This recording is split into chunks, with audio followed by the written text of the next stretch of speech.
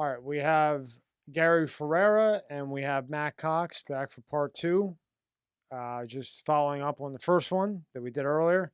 And this one's going to start off with subprimes, more information about that, and we'll lead on from that. So Matthew had was a mortgage broker, and he had 12 brokers working for him.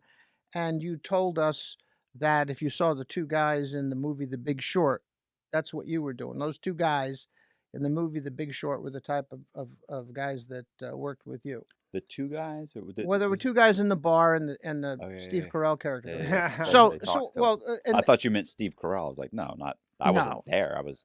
well, My guys were the idiots that were like, I basically focus on like strippers and I did that for a while. Illegal It was a aliens. comparison. It was a Yeah. comparison. Yeah. It costs a fortune, man, when you focus on you know what I'm trying to say. So you had the 12 people. All right. So this was the subprime crisis. All right. So I lived this nightmare and I couldn't figure out what was going on. And we can skip ahead because we know how it all ended. And you were going on in this business. How big was your business, your mortgage business with the 12 guys? Just writing subprime mortgages. Did you have a number? it's like I didn't think it. Never really thought that much of it. I mean, I would say that on average it was probably like maybe 10. I want to say 10 or 15 million. Maybe we did a month. I mean, it was not. We weren't focusing on. First of all, it's Florida. Mm-hmm. Prices were lower then. Prices are low. Mm-hmm. And most of the loans were about 80% of those loans were subprime. Mm-hmm. So, because we did conventional, I was an FHA approved lender and VA, and we did conventional and we did subprime. But about 80% of it was subprime, maybe more. So, and a lot of those houses were in bad areas. So now the prices are even lower. So, but I'd say you could say between 10 to 15 million. Okay. Well, I've tried to tell all these stories to people who are just saying, well, why are you so crazy? A month. Yeah. Okay. Yeah. So why are you so crazy? Why do you do this? So I have a lot of experience in this part of your business. So you were doing 10 to 15 million a month on average. Well, consortium, my brokerage business was, yeah. Okay, your brokerage business. Okay. Turning 3s into 8s. Yeah. Okay. So at the same time, and this is what. Okay. Now who's this? This guy is a guy by the name of Angelo Mozilo.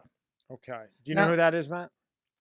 Yeah, he was this CEO of Countrywide. Countrywide Mortgage. Yeah. Now he came out in the news last week and he made some statements, and he's 80 years old and he's not sorry about anything.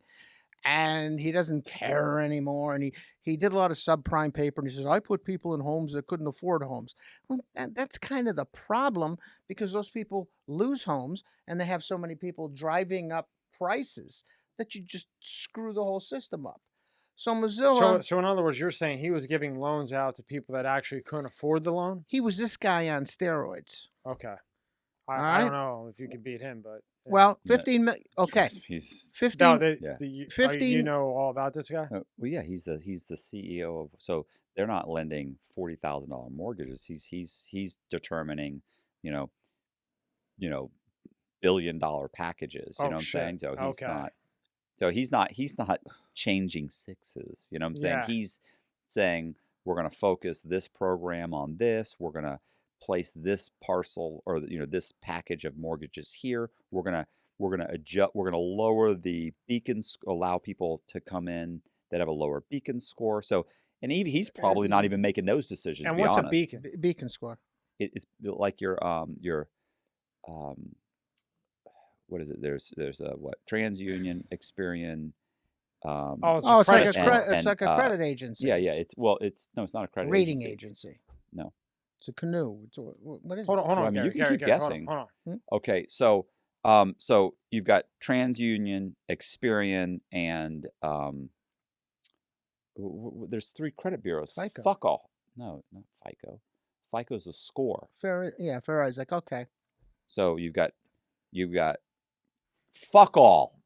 Fuck all. Fucking so tired. I can Fucking imagine. think. Yeah, So, there's 3 companies to your credit. Yeah, Yeah. it's Equifax, TransUnion, and then Thank you. Exper- Equifax. Fuck. Why didn't you say that? I said, what's the other one? I just thought of it. Equifax. Okay. Equifax. Every one of them's got a score. Well, the Mhm. score isn't called the Equifax score. It's called called the- Beacon. Okay. Just like TransUnion has their own one, and then I forget which one is FICA. Your Fair Isaac. yeah, but something. so it's Experian. So Experian, the name of their score is FICO. So every one of them's got a different name. So you put Beacon with Angelo. What was he doing? No, I'm not saying. Just saying in general. Okay. Most likely he's the guy at the boardroom, and the actuaries come to him that are crunching the numbers to determine, how many mortgages will foreclose if we alter the guidelines on this particular program. So they might come in and say, look, here's what we're going to do. We're going to accept people that have, instead of we'll take people that have a 610 Beacon score. Instead of, typically, let's say it's 650. Let's lower it down to 630. And that'll widen our pool. We'll get a few more people in. Granted, a few more people will foreclose, but it doesn't really matter. We're going to lend them money. And by the time we actually package it and send it off, if it goes into foreclosure at all, we won't own it. So in other words, they're giving loans out now to people with lower credit scores. Well, yeah, that's just, and to sum it up, I can't fucking believe I forgot Equifax. Okay, I'm sorry. So what I'm saying is, they made the guidelines more liberal. So right. I mean, Bill Clinton came in, and when Bill Clinton was president, he ended up saying, look, you have to start loosening your guidelines to Fannie Mae and Freddie Mac, that you have to compete with the subprime market at a better interest rate. So they started coming up with products to help compete, and more people were able to buy houses, which in theory, it's like communism. It sounds good. Right. We're all going to share and everything together and love and wonderful, and we'll all share and we'll all be equal. Yeah, I know. But, 2 years later, you're all fucking starving to death and eating each other. And the fact of the matter is it just doesn't work. So saying let's let everybody get a loan. Yeah, but everybody can't afford a loan. Now, how does this benefit him? Because he sells more paper. He's writing the paper. Yeah. Okay. So, Well, and he's listen- not keeping it. He's selling it. Right. So I asked him a question about the 15 million, and at least he's contrite. All right. So this is Wikipedia on Mozilla. Okay. And some of the other things that he did, the stock was listed on the New York Stock Exchange. I think it was Charlie Whiskey Mike at the time. And he sold $406 million worth of stock, mostly obtained through stock option grants. $129 million was realized in the 12 months ending August of 2007. The shit hit the fan. Okay, now who is Charlie Whiskey Mike? Oh, No, that's he's a symbol for Countrywide Yeah, mortgage. he's just. Well, some people that don't know. Well, that's what I I'm don't trying know. to do. Yeah. Okay. So So- who is Charlie Whiskey Mike? No. The Countrywide mortgage. It's Okay, the stock Countrywide symbol. Mortgage. Okay. And he's the boss.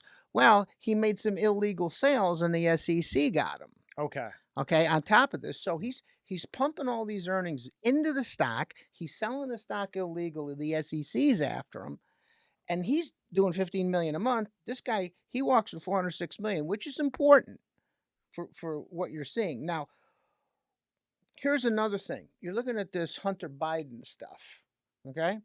And he's got his dad, and he's doing this and that and the other thing. On the board of Countrywide, the company was shut down, was Henry Cisneros, former Secretary of Housing and Urban Development. You see how they all flock for the money? Yeah. Now, there's another guy in here by the name of Christopher Dodd, who was the senator at the time from Connecticut. Dodd owned The two... Dodd-Frank Act? No. Dodd-Frank, Christopher Dodd. It runs in a family. His father was thrown out of the Senate. So Mozilla had a VIP program. And this is something that just grates on me like nobody's business. So what he did was he was given mortgages, cheap mortgages, under the table to people that could get him through the laws that he wanted. Dodd was one of them. 2008 Wall Street Journal article, Dodd owned 2 homes in Ireland. Never paid a penny for either one. He did step down from the Senate, but you see, they let those guys go home with all the money. They never do any time, and I'll take you back to the end of Big Now, Short. Matt, how does nobody he went to how does he jail. pull that off? What? Like because he because because he probably, I don't want to say didn't break the law. Right. In your I mean- opinion, in your opinion. I mean, it's he's probably donated to the right people and And Yeah. has the right people yeah, behind him. and let's say and you also have to look at it like this. Look, let's say you got a mortgage 10 years ago. You're a Mhm. financial institution, so I got a mortgage 10 years, or let's say I got it 7 years ago, and I've been making the payments. Or even if I didn't, let's say they gave you a mortgage and forgave the mortgage, and you bought the house, and now I own the house, and the mortgage was completely fraudulent. So 7 years later, the whole place collapses, and they look into it and they go, "You got a mortgage 7 years ago, and you never made a payment. You ended up with that house." And you go, "Okay." And they go, "Well, what do you have to say about that? We're gonna indict you." How? It's fucking 7 years ago. The statute of limitations on a financial crime from a financial industry is 5 years. Oh, it's 5. Right. If it was a bank, Yeah. well, then it'd be 10, but it was 5. They changed that, by the way. So What did it used to be? if it was a financial institution, Yeah. it was a fraudulent mortgage or any type of loan from a financial institution, it's 5 years. You had 5 years to prosecute them. It's 10 years for a bank Okay. because it's FDIC insured. So but now all of them are 10 years. They're all 10. Right. Yeah. Because what they realized was there was a lot of crimes they were trying to prosecute, and they were like, "Yeah, but it was 7 years ago. It was 6 years ago. It was 6.5. It was 7. It was 8. You can't do anything." So you don't know why he's not prosecuted. Who knows why he's not So in prosecuted? other words, before the cookies crumble, it's too late. Yeah, I mean, it's Well, I think I got an answer Okay. for you. Yeah, Go go ahead. ahead. Yeah. I could only think of Dot. I used to hate that guy. June of 2008, Condé Nast Portfolio reported that several influential lawmakers and politicians, including Senate Banking Committee Chairman Christopher Dodd, Senate Budget Committee Chairman Kent Conrad, and former Fannie Mae CEO Jim Johnson, received favorable mortgage financing by virtue of being friends of Angelo. Democratic Senator Dodd received a $75,000 reduction in mortgage payments, et cetera, et cetera, et cetera. This thing is peppered, okay, with lawmakers and all. And I could go through John Corzine, who took I forget the name of the commodity firm. He bankrupted it after he got it. He was the governor of New Jersey. He was the senator. Done with that, he went to D.C. and he told all his senator buddies that this particular piece of legislation and funding was a good thing. $2.9 billion out the window. The commodities firm collapsed. This is how the game is played. I've never understood why people don't know that. Let me just tell you something. Joe Biden is not smart enough to live in a mansion, and you can go through all of these people. Okay, so this is what I wanted to do, because I know him now as an individual. I like him. I'm probably not supposed to say that, but he's Yeah, he's a likable guy. he's contrite. He's likable. Okay, and this guy isn't. You know what we call it? You know what we call him? The Joker. Give him the Joker face, Matt. Not doing the Joker face. You do your best, It's Caesar bad Romero. Enough. Bad enough. All right, 2003. You're done. Your mortgage business was in the Tampa area. Mhm. Okay, 2003. You're done. Now take us through what comes next. What is it? Another 5 years this goes on, and I want to know like what you were thinking. What do you mean when I was on the run? Yeah, we're done with the mortgage side now, but I What he's trying to say is, okay. because from the one we did earlier today, That's right. What he's trying to say is we stopped at about 2003 earlier today. Right. Okay. So he's saying, so what happened from that point Oh, on? let me just interject one thing, and I forgot to say this. Told you all those numbers. He sold stock for $408 million. Who sold stock for $108 million? Angelo Mozilo. Okay. His fine, okay, $400 million there, another $125 million someplace else. Whatever he made at the company, his wages and everything, or his salary. His total fine was $61 million.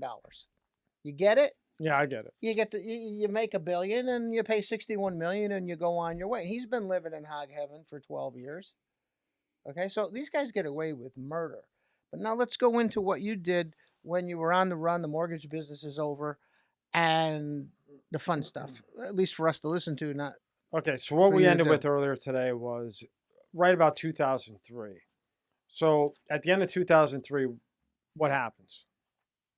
I mean, at the end of 2003, did I explain about the sheriff's deputy showing up and telling me that I was probably going to be arrested in the next few days?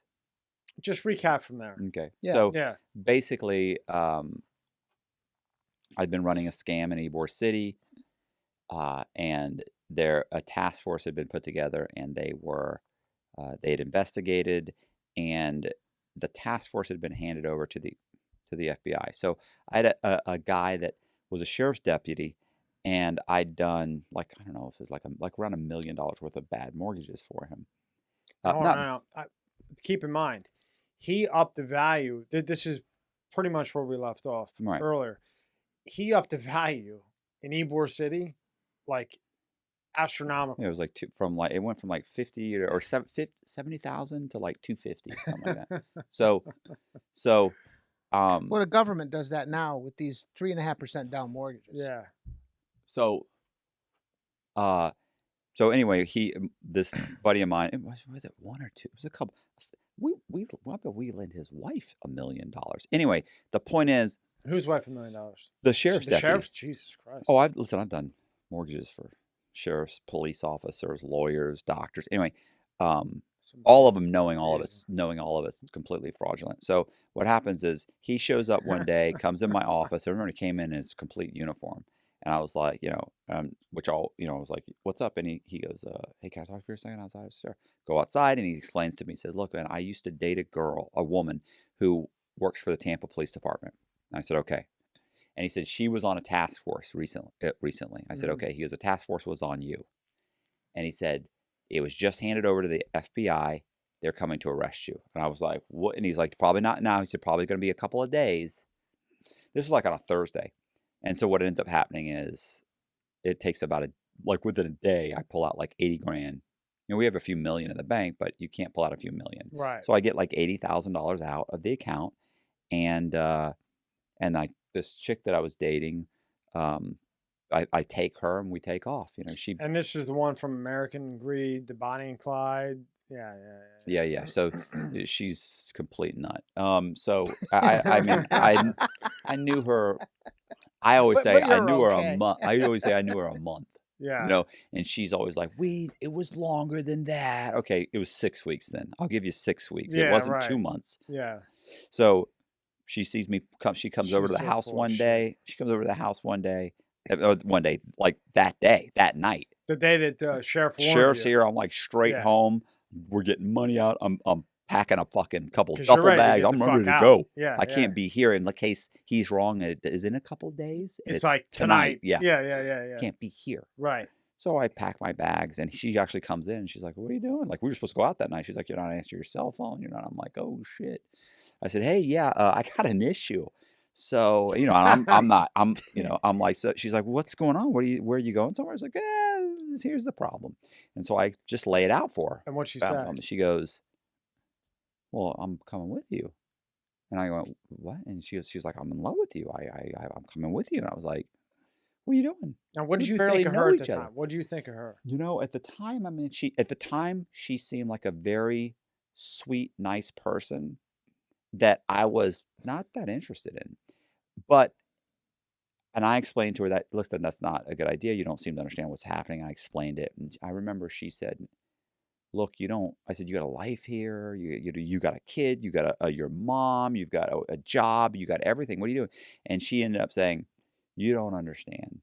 She goes, "My son was basically the father was raising the son. Yeah. She brought the son with her, thinking she could raise him. He's been picked up by the police. He's been caught after curfew several times. He got caught smoking pot. He's failing." She's like, "I don't know what I'm doing." I personally think she just took him with her to Florida because she wanted the ex-husband to pay child support. Right But now, I'm going to push this podcast. So I'm going to spend a lot of money on ads, and that's fine that this is in, because I've watched your American Greed, Dateline, and I've read the truth and looked it up, and I don't like what they did on American Greed and a couple other things. They made it, Gary. You may not have seen it, I but couldn't get but it. I couldn't but couldn't I'll find it. send it to you. But they made it look like Matt had taken her from her son. Yeah. He actually told her not to go. Okay, like I was, I read the shit that the guy fucking wrote. I looked it up, the whole thing. When she was on TV, she made it seem like after she was busted and I'm shooting forward, but I want to clean this up because I like Matt and I know he's got a good heart. I see how he takes care of his mother. This dirty bitch made it look like he pulled her away from her son and he told her to stay. I mean, he told her like maybe you don't want to do this. What? Yeah, it was more than maybe, but she basically followed me for the next 2-3 days. I'm coming with you. I'm like, what are you doing? That's crazy. So it took you 2 or 3 days to get out of there. Well, yeah, here's why this. Basically, I have like $50,000 worth of my own credit cards that are available. So I mean, look, I've got to try and I'm not leaving with. I got to. If I'm ditching Matt Cox, I'm running up all my credit cards. I'm trading in my car. I'm getting a new vehicle. I can't be driving that vehicle. I'm getting a temp tag. I'm trying to leave so that I can got a few days. What do you tell the guys in the office? The guys in the office. Or did you just leave and not tell them? Fuck the guys in the office. They're on their own. Okay. So, what I told everybody, I said, look, this is what's going on. You're hit. So you weren't. You told the guys in the office you're hit? Oh, no, we actually had a dinner. We actually went to dinner. Like I basically said, look, everybody, let's meet here because they all knew something's going on. We had dinner. You know it's true. So they all go to dinner. Where did I go? It wasn't Bonefish. It was. I wish I could remember. So we all go to dinner, and I tell them, there's like 8 or like it was like 8 people showed up, and we all sit there and I go, okay, so here's what's going on. Boom, boom, boom, boom, boom. They're all like, what? And I'm like, yeah, that's it. And I'm like, they're like, what do you think we should do? I was like, I think you should get a lawyer, do what you want to do whatever you feel is right, look out for your own best interest. And they're like, what are you doing? I said, I'm leaving. So I take off. So I'm like, I'm leaving. I already got my shit packed. But as far as Becky is concerned, yeah. Since then, like I got out, right? Mm-hmm. So I got out. I spoke with her, and you understand that she and Allison Arnold, which is the other I remember woman, yeah. Both of them said, because they both ended up with the same lawyer. That lawyer told both of them, this is your best chance is to basically describe this. Go with this scenario. He's abusive. He's manipulative. He's, and so they were like, you're going to get a better sentence if you do that. If you say that. If you say that, right. And so that's what they went, Gary. and that's what they went with. It's all bullshit. Well, let's back up because you're giving us the end of the run. Well, I know, but that's always bothered me. Yeah. And now that we're kind of getting into, his book that he wrote, that's always bothered me when I see these shows because they're fake. I mean, to a certain degree. They're not fake. They're not fake because look, this is the thing. Well, look, they make things up, but it's not fake because the lawyers told her what to say, right. So she said what the lawyer said. So I'm going to push this. So because he's my friend, I wanted to bring this up while we're on. Now we're going to get back to what he did, but it's bothered me as a friend. I'm not some schmuck from the fucking street. You know, like it bothers me if I call Matt a friend, that bothers me when I put that on there and they say this shit that I know isn't true because I see how he treats his mother. It's unbelievable. So let me go back to your thing. I just wanted to clear that up. I want to go back just a little bit farther, thinking of the people that are going to be watching this and perhaps can't understand what makes you tick. Now, you've been doing this all along, and your buddy, the sheriff's deputy, comes in and says, hey, you're going to get arrested. Number one is, did you ever think that day was going to happen? And number two is, what's going through your mind? What's funny is, like, I know I've answered this question in different ways. Mm-hmm. Like, in some ways, I didn't ever think it was going to catch up with me because I'd been caught multiple times. Like, I've been caught by banks, by lenders, by underwriting, multiple times. Convinced them that, let me give you the money back. No reason to call the FBI. Let's work this out. And we've always worked it out. Okay. So I really didn't think it was going to catch up with me. What I was concerned when I really realized that it was definitely going to catch up with, but it was definitely coming down, was when I started getting people started getting phone calls from a reporter by the name of Jeff Testerman. And people started calling me saying, "Hey, I just got a phone call from a St. Petersburg Times reporter. Here's what he's asking." And I knew immediately he's asking about red, green, blue, silver, the names of the people the fictitious people I made up when we talked about that. Yeah. So I know right then I'm done. And so, but that was still only a week or so before the sheriff shows up. So and here's the thing. I must have known it was always a possibility because I had cash hidden, and I had an identity ready to go. Like I had an identity on the side that nobody knew. So I thought, well, if anything goes by, there's nothing wrong with having a contingency plan. So you did have an idea. I had an idea, happen. right? Okay. It could happen, but I didn't focus on it. I didn't think that much about You it. can't live like that. Right. So I wasn't that worried. And every time I really felt like I was just going to be able to keep going and going, it was just arrogance. So anyway, what ended up happening was I ended up running up all my credit cards. And I remember I was pissed because I'd paid off like $20,000 or $30,000 worth of student loan debt. Like I just sent like 20 or 30 grand off. And I remember as soon as I thought I got to get as much money out of the bank as possible, I went straight to the bank to get out the money. This was before you could pull it up on your app. Yeah. Fucking checks it all clear the night before. Fuck. And I was like, oh my God. I don't know if it's 20 or 30 grand. It was like all my student loans. I was like, oh my God. One day early. So I end up getting like 80,000 in cash. Take this chick with me. We take off. Oh, this was what was so funny about her. I was like, no, you've got a life here. You've got this, you've got that. And I remember this is what convinced me. She goes, you don't even understand. She said, do you know why I moved here from Vegas? And I was like, I don't know. You said you got a job here. She goes, I got a job here. I worked for an attorney in Vegas that worked for Becky worked for an attorney. Wow. Worked for an attorney in Vegas. She said that represented casino interests. She goes, he got me a job in Florida working for the dog track because the dog company that owns dog track owned some casinos and stuff in Vegas. Shocker. So she said, she goes, he caught me embezzling money from him so that she could pay off her gambling debts. She's already claimed bankruptcy.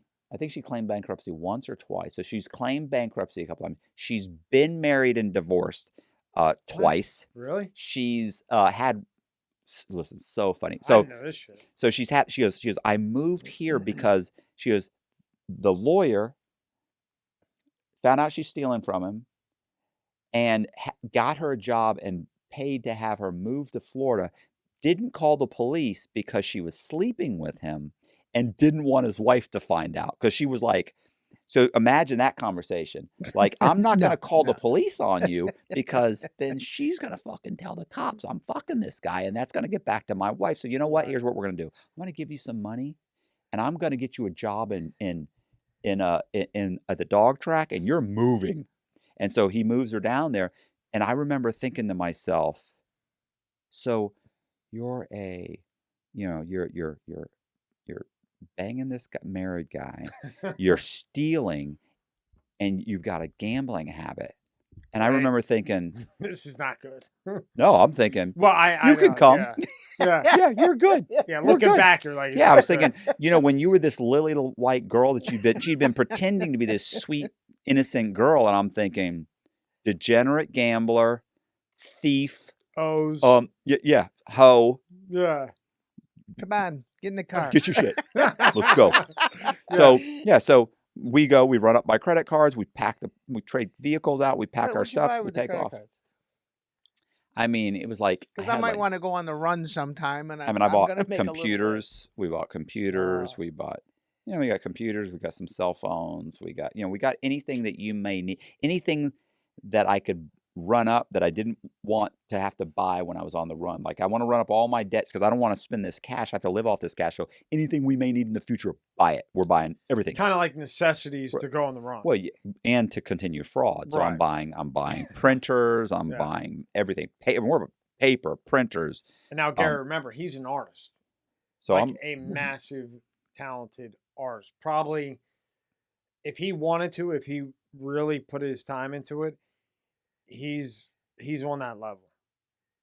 Like he could probably be like a famous artist. And I'm not listen. And I when I talk to him, I know he's a narcissistic, egotistic maniac. see how I treat And him? See how he treat- lovable. See how he treats me? But I do. But have so feelings. I already know his head, but he is that good.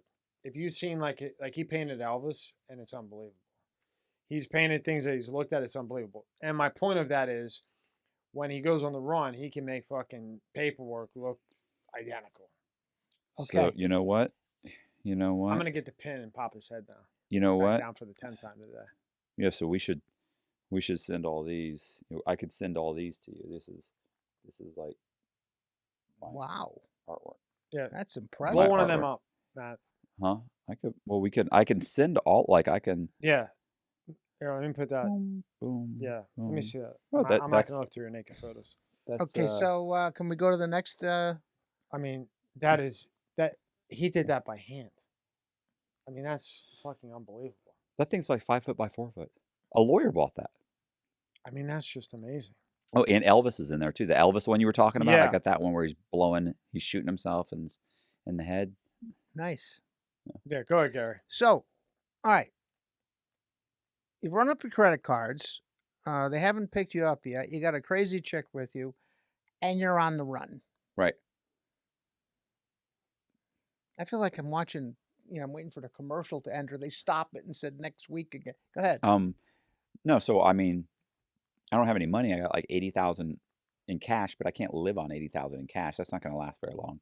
So I go to Atlanta. We drive to Atlanta, and we rent an apartment in Midtown, and stay there, hang out there for a few weeks. I end up getting a driver's license in the name of Scott Cugno I order all the documents, and I drive to Alabama. I go to Alabama and I get a driver's license as Scott Cugno. How do you do that? You have to acquire all the correct documents. So I had to get his social security number, his I don't know what just happened. I sent Elvis to my email. Oh, okay. To put it up, yeah. I was gonna say I'll send all of them. Yeah. You could do the whatever. It's unbelievable. So Yeah. See, this is to me, okay? Yeah. And I'm just a Marigans. And the people that are going to be watching this are just going to. You just go to Alabama and you get a driver's license in somebody else's name. Explain to him how you did it. Okay, so I figured out that Well, it is Alabama. I'm sorry. I've gotten them. Now he's I've a gotten beast. them Wait everywhere. to hear. I've gotten them everywhere. So I've Okay, gotten them in so, like seven. I got let's hear seven this. states. How many driver's licenses did you have? I've had 27 driver's licenses. How many passports? About 2 dozen, close to 2 dozen. 24 passports. About 20, almost 2 dozen that I all worked. well, not worked. They were issued by the State Department. They all worked. I feel Yeah. so secure. I'm going to I've go home been- and pull the covers over my head. I've been in and out of the country as multiple people. I mean, I've been using the passports. I've gone to The driver's license. Tell me how you got a driver's license in somebody else's name. How do you do that? I mean, what do you need to get a driver's license when you go into DMV? If you've never had a driver's license in a state, what do you do? What do you need? Don't you have to take a test? I'm not going to pass the fucking test. Okay, but so you got to do that. It takes time. You fill out. That's what's hanging you up. the No, test? I mean. I could get an ID. I don't need to take a test to get an ID. I just need an Okay. ID. Gary. Yeah. He goes in with the proper documents. Okay. Uh-huh. They say, okay, you come back next week for your drive. You take the permit little thing, hit the buttons, which he's done 100 times. Mm-hmm. Okay, schedule the driver's test in 2 days, if not the same day. Boom, he's got a driver's license. Now he's got a driver's license. He already got the birth certificate, social security number. Now he can build the credit. Well, no. Boom, boom. Oh, I'm wrong. Absolutely wrong. All right. Okay, how do you get the driver's license? You have to first get social security. You have to get, first of all, you have to request a certified copy of the birth certificate. So if I know your name, your date of birth, your mother's maiden name, where you were born. Online, I can order a certified copy of your driver's license. I can print it out and mail it in with a copy of a money order. I fill it out. One of the things they're going to say is, oh, well, we need proof of identity. So what do I need as proof of identity to show them that I'm you? I need a copy of a driver's license, or I need a copy of some document that shows that I'm there. And there's only certain documents, okay? So you go through the list. It's like, oh, a copy of a passport, or a state ID, or a military ID, or a school ID, or an employee ID. Employee ID. Every employer can have an ID. All of them are different. They wouldn't have any clue what that ID looks like. So what do? I make an employee ID. I put a picture on there. Doesn't even have to be me. Nobody working at the Vital Statistics knows what this guy looks like. So I can put any picture on there, and then I just have to make a copy of it. But I make an actual ID. So I make a copy of that ID, fill out the form with the money order, mail it off. Then I take the real ID, I fill out an SS5, which is the form from the Social Security. I write down the Social Security number, your Social Security number. I write down all the information that they want, and then I send the real ID, because with Social Security, you had to mail your real ID. But it's just a made-up ID. And how did you get to Social Security numbers and everything else? Well, because remember, I talked to the guy. I'm just recapping. Yeah, I just had a conversation with him. So I had done a loan with Scott guy. Yeah, Scott Cogno. I'd done a loan for him. Well, my company had done a loan for him. So I already have his Social Security number and date of birth, and I know his name. So one day he comes in, and we're sitting there, and he says, I say, hey, Scott, what's going on? He goes, hey, man, what's going on? Hey, how's it going? I go, Cogno. I go, what is that? Is that German? And he goes, no, it's actually Dutch. It's and I'm like, oh, okay, whatever it was. And I go, oh, okay. And he's across from me, like sitting here. He's sitting down, and I got my computer, and I go, oh, okay. So I write it down. Okay, it's Dutch, or whatever it was, German, whatever. So I write it down. Okay. I'm like, really? I said, so I go, so are you like you're like 100%? No. I said, so did your parents meet here or what? Yeah. My parents met in Florida. I was like, oh, okay. I go, so what? I go, what is that? I said, well, what's your mom's maiden name? I said, what's your mom's name? And he's like, oh, it's Durer. I go, oh, okay. Oh, all right. Now he's building this up. And then I sit there and I go, oh, okay. And he says, yeah. I go, so where'd they meet? Oh, they met here. Oh, here. I said, oh, I said, were you? So they met in Jacksonville. Oh, I said, you were born in Jacksonville. And he goes, no, I was built right here in Hillsborough County. Okay. Note that. Yeah. Okay. He goes, it's actually a funny story. And then he told me all about the story, and it was a funny story. While he was telling me the story, I actually filled out the birth certificate application. I filled out all the Social Security application. I actually had money orders in my desk because I've been doing this. So I fill it all out. Actually, I'm licking the fucking envelope while this guy's finishes telling me the story, and it was a funny story. Put all that stuff in the mail, and it goes in the mail, and like less than 10 days later, I had his soch. I have everything. So I've got. Wouldn't it have to be shipped to his home address? How'd you get it shipped to you? They don't know where. Do you think the person at Vital Statistics knows what his new address is? They don't have a clue. So, okay, so Social Security has no idea. So you do this, and let me ask you a question, because I've had people tag my Social Security number, write perfect checks on my bank accounts, and I've caught them all. Right. How did this affect this guy, what you did? Let's see.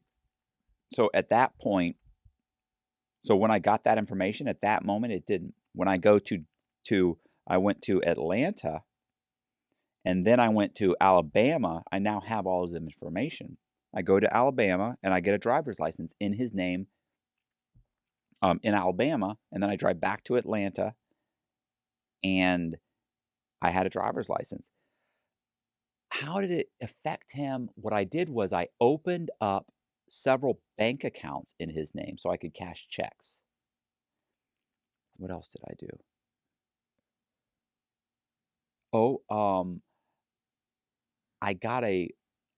I convinced Social Security to issue me a Social Security number in the name of a child with his name. So I used that Social Security number to buy a car, but that didn't affect him either. So the way it affected him was, after I borrowed a certain amount of money and cashed a bunch of checks in his name, I know we got a visit from like either the U.S. Marshals or FBI. Really?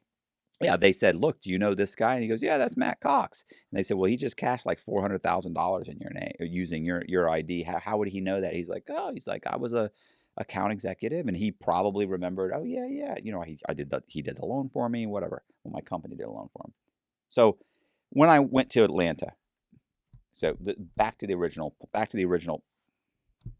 going on? Yeah, I mean, yeah, you're good. Okay, Good. so back to the original point. I go there to Atlanta. I get a driver's license in his name. We then rent a house in Alpharetta, Georgia. It's Atlanta. Yeah. So we rent a house there. Well, we already rented an apartment we're living in, but we rent a house. So we rent a house from a guy named Michael Shanahan. He's a CPA. Owns a CPA firm. This is a rental property. So Becky rents the place from him. By this point, I've figured out how to get Social Security to issue me Social Security numbers in the name of children. And I could couple that with whatever name I want. So I could get I could get your birth certificate. I could then get them to issue me a Social Security number in the name of a 10 or 11 month old child with your same name. I could then get 3 Social Security or 3 credit cards, secured credit cards in your name using the child Social Security number. Now I built a credit profile. It's basically a synthetic identity. It's like a ghost credit bureau. Uh-huh. So now I have a credit bureau in your name using a different SOC. The SOC is still issued to your name, but it's an alternative SOC. And so what happens is if you pull your credit, none of that shit shows up. So I'm walking around using a driver's license or an ID in your name. I've got credit cards in your name with a different SOC, going to a different address, and you obviously don't know anything about it. Because let's face it, there's lots of people named Matt Cox. Now, there's lots of people with your name. Gary, what's your last name? Ferrara. Right. And there are a lot of people. Yeah, Gary Ferrara. Yeah. So there's lots of people with your last name. There are not as many probably as Matt Cox, but yeah. So Pull that mic up. Stay Right. with that mic. So there's lots of people with that name. And the truth is that, those people's credit doesn't overlap yours because they have a different address. Most of them have a different date of birth, or they have a different Social Security number. So at this particular time, you pull all of this off. How are you feeling about your prospects? And I won't say to live a normal life, but to just live and do what you want to do when you want to do it and survive. What do you think your prospects are? You've already been caught. You knew they were going to arrest you. What are you feeling? This is when you mentioned that before, where I was like, I don't really have a great answer for that because the appropriate thing for me to say, and in someone in my position, like you said, is to be contrite and and say I was worried and I was scared all the time and I was this and that, but I was feeling pretty good. Like I was okay. Like I wasn't super. Now I was taking. What was it eating at you subconsciously though? Do you think? I mean, that's the right thing to say, isn't it? Well, I yeah. want you to say the right thing. Yeah, I want to know. That's what I'm telling you. Yeah. That's what I'm telling you. Is I was taking about 30 milligrams of Paxil a day. I've got Xanax. I've got, not that I was like a drug addict or anything. No, right. But Paxil will pretty much level you off to where you can be told, hey, your house just burned down. You're like, oh, it's all right. You're numb. What is Paxil? It's an antidepressant, anti-anxiety. Yeah. So it basically numbs you to things once it gets in your bloodstream. It's amazing. So pretty much I was okay. It gives you limp dick though. Sure. Some people. So it's old age, man. It didn't seem to be a problem, but I was young then. So, so I was actually not that concerned. My biggest concern was the chick I was with, because she was bipolar and she was up and down, and she was freaking out all the time. And one minute I was a genius, and the next minute I was the Antichrist. And so it was hell living with her. But basically, we rent this place from this guy, Michael Shanahan. I make get a fake ID in his name. I get a different social security number issued to him. I then go downtown and I satisfy the loans on his house. He had 2 loans with Bank of America. I satisfy those. It's not hard. I'd be shocked how easy it was. You know what I did? Well, not that I haven't. Not that I haven't. I'm going to grab your book to put it out here because this is all in the book. It's a great book. In Tampa, I did this on my own personal property. I borrowed like $1 million worth of mortgages on this property. So basically, what I went downtown. I pull up the record for his house, right, and I see that okay, it's in his name. Here's when he bought it. Here's the original mortgage he borrowed from whatever, Bank of America, and it looks like he took out a second mortgage. He also got a second mortgage. It was actually, I think it was like HELOC on, a home equity line of credit. So I noticed that too. And I was like, okay. So then I go and I pull up satisfaction of mortgages. So I want to list all the satisfaction of mortgages from Bank of America that have been filed in the last week. 100 of them show up in this general area. So I just print out a couple of those. I then go home, I retype those. Only instead I put in there the folio number and the instrument number, the book number, the page number of the mortgage, and I basically say, look, the mortgage that was taken out by Michael Shanahan on this date with this number on this page, recorded in this page, blah blah blah, for this amount of money is hereby satisfied. And then I list everything, all the people that are supposed to sign. There's like 3 people supposed to sign. There's a couple of witnesses. There's the vice president, and then it needed a notary stamp, so I notarize it, of course. And Well, then certainly. so I satisfy the first mortgage, and then I make a completely different one for the HELOC because it could be a different bank. Home equity line of credit. Okay. So I do that, and I then go back downtown and I record it. The problem was that it was a long. And Tampa was maybe a week or so behind if you file in Tampa, but in like Fulton County or something, and I think that's Atlanta. I think that is that. Yeah, it is. It's But Atlanta. they were real quick. No, they were like months behind. Really? So instead of being able to do that, borrow the money, pull the money, I had to wait. So we basically had about 3 months where we had to hang out. So we're basically just hanging out for 3 months. So we go on vacation, we go all over the place. We go to Vegas. You went to Italy, or yeah, where did you go? You went all over the damn place. We're going all over. We went to New Orleans. We actually came back and went to Disney World. I actually forgot about going to Disney. We came back and stayed at Disney World for like a week. Went through all these in Florida. All the way back. So, Like dude, she was like, she's there, freaking. She's boy. like, "Are you serious?" That's like. So you went.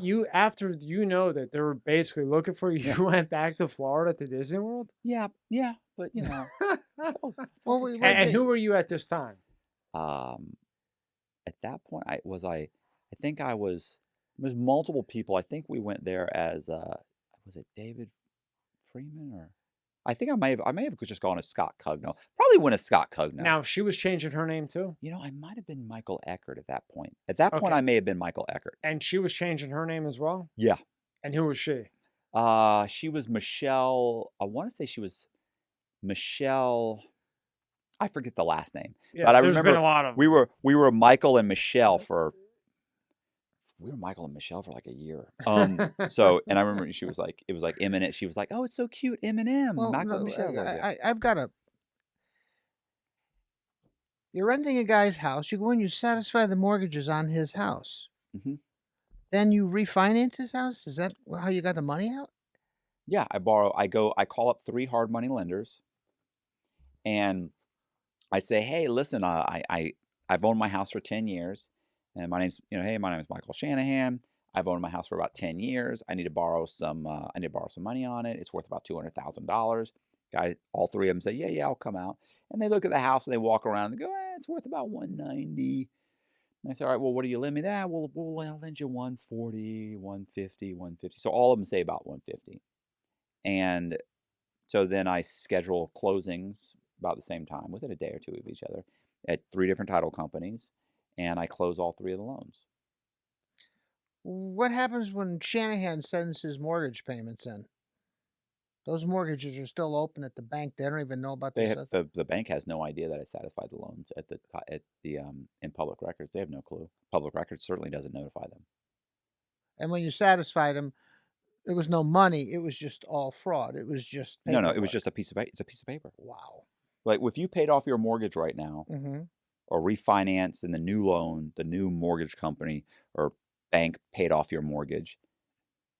Let's say you're with whoever, SunTrust Bank. SunTrust Bank gets the money. They then create a form. They sign the form saying, "Hey, Gary paid off our mortgage." They then mail it to public records. It gets attached. It gets attached on top of your SunTrust mortgage. And so now if you look it up in public records, it says, "Hey, Gary owns his house.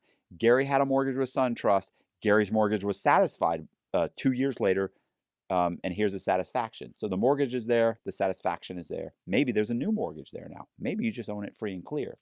I owned Michael Shanahan's house free and clear. So when these hard money guys show up, and a hard money guy is basically a guy lends money at like 12% simple interest. He lends 65 or 70%, more like 65. 65% of a house's loan to value. Okay. So they came out, they said the house is worth 190, 200, they're all a little off. And they all said, "Okay, well, I'll lend you 140, 150, 130, whatever the case may be." And the house was in perfect shape. So, their whole thing is they're going to make their money, and they don't care if I have a job. They don't care what. They pulled my credit. You really don't have any credit. We did hard money. The first ones of these, I told you how you could buy the REOs. Yeah. So you should know about that. So basically, if the house is worth $200K, they'll give you 75% on the $200K. Yeah, 65 or 70%. Basically, they were all giving me about 140. And then 150. that way, Yeah. see, It was they've all got an equity position in the house, and they've got plenty of room to sell it if he walks, Right. except he doesn't own the No. house. Right. No, Oh, that's no. the Oh my God. that's the best is when they think they're getting over on you, and And remember, you're you're actually beating their yeah head in. right. Yeah. So so they're doing it at lending me this money at like 12-13% interest. So, but it doesn't matter to me because I'm not going to make a payment. So I get the money. I put the money in the bank. It's funny when you remember the 3 months. I said for 3 months we just kind of hung out, like we're doing Yeah. mountain climbing, we're going hiking, we're doing anything to try and listen, we're just trying to burn up the time. We went to New Orleans. While in New Orleans, there was a guy whose name was Matt Cox. So I stay on like Royal Street or Royale Street, right? So there's like, Bourbon Street, Royale Street's right there. Right. It's all in the quarter. There was a gallery. The guy's name was there was a guy named Matt Cox, who's an artist who had a gallery showing the same week I was there. The U.S. Marshals fly to to have two marshals go there, show the gallery owner a picture of me and say, "Is that Matt Cox that's having the opening?" How fucked up is that? And I happen to go from Atlanta all the way to New Orleans. I'm staying in New Orleans, only a couple of blocks away from the gallery. They're asking about Matt Cox. Obviously, it wasn't me, but because I'm an artist, they thought They're putting it together and thinking it's you. Matt. Yeah. Can you believe that guy just when he went to New Orleans didn't even change his name? He has a gallery opening next week, and so they send these guys there. I didn't even know. Insane. I didn't know any of this till I got the Freedom of Information Act, and so I'm looking through it, and I'm like, "What is this?" Do you have that in the book? Yeah, I do like a paragraph or two on it. Yeah, it was real brief. Yeah. Right, because I can only derive what happened based on that. But yeah, on the Freedom of Information. Yeah. right. So now, It's how much comical, though. this house? How much cat 400, a little over 400 on $140,000 house? No, Yeah. $200,000 house. Excuse me. Yeah. Yeah. Okay. Then what happens? And I pull the money out. God bless America. I gotta stop cussing. So I'm pulling the money out. You don't put it in an account Yeah, with the name on it that you pulled the equity loans. Oh, you were Shanahan when you satisfied the mortgage. Yeah, I present myself as Shanahan. Okay. And I've essentially stolen his identity, although it's a synthetic identity. Okay. Um, so I take the money, I deposit into several different bank accounts. I've opened a few bank accounts in Shanahan's name, in Cugno's name, different names. But I'm going in and I'm cashing the checks. So I've got a money, or first you get a check. So the first thing I do is I go into let's just take one transaction, because this is a transaction that's interesting. Take the check and I go into SunTrust and I say, hey, and it's a title company. They give me a check. It's from SunTrust. I go into SunTrust. I go, here you go. I need this check broken up into different money order or different cashier's checks. And they look at it and they come back. And I remember the woman gave me a hard time. Did I ever tell you about this? No. This is like stupid stuff that I thought was, I felt very clever about it, but I didn't put it in the, I don't think I put it in the book, because I remember thinking, don't put that in the book. It was a jackass fucking move. I never heard of this. Yeah. So I go up there and I tell her, okay, hey, my name's the cashier's check. My name's Michael Shanahan.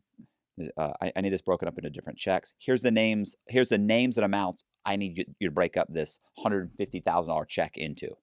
And the cashier's check is basically straight cash once they give that to you, right?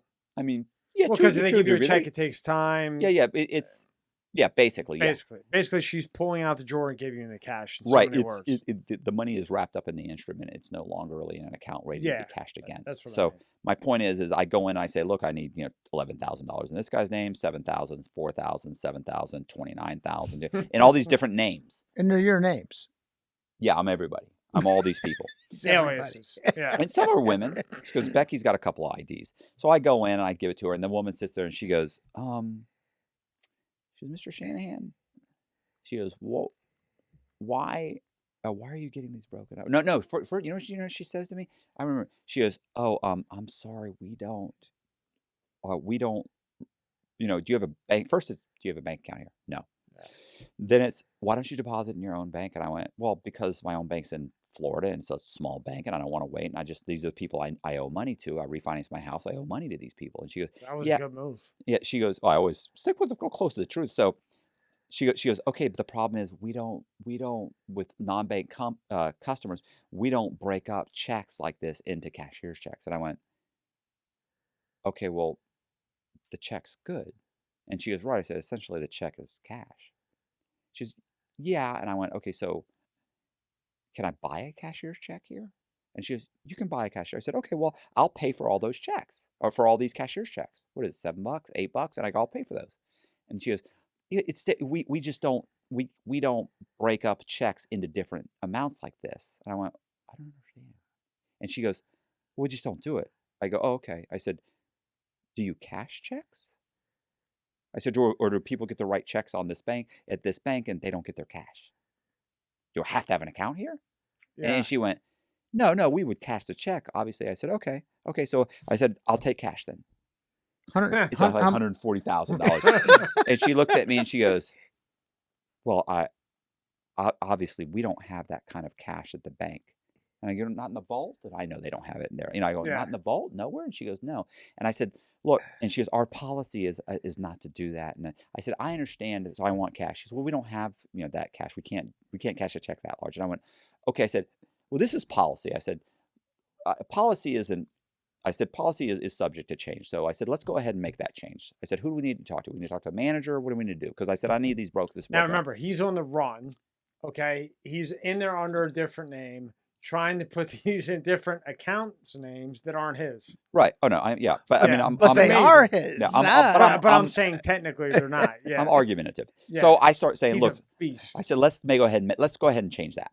And I said, let's talk to, who do we need to talk to? The manager? Is that what you said to her? Oh yeah. I said, we need to talk to the manager. And we did that. She goes, I am the manager. I said, oh great. I said, then that policy is subject to change. I said, an exception. I said, we need to make an exception here. And she goes, it is subject to exception. She goes, and I'm not going to make that exception.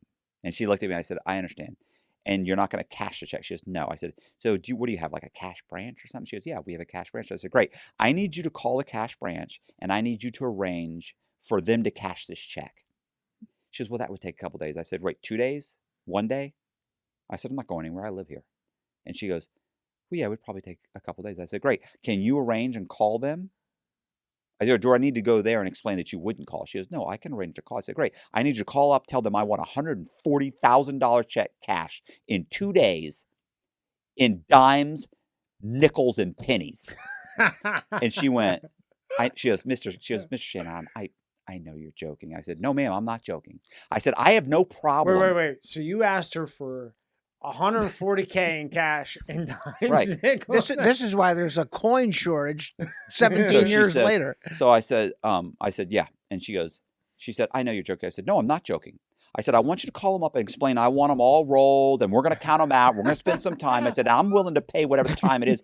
I said, and He when really did this shit. I go, too. and when they ask you, why would this man possibly do that? I said, I want you to tell them about that policy that you refuse to, Killer I said, to move. alter. I said, so can you please call?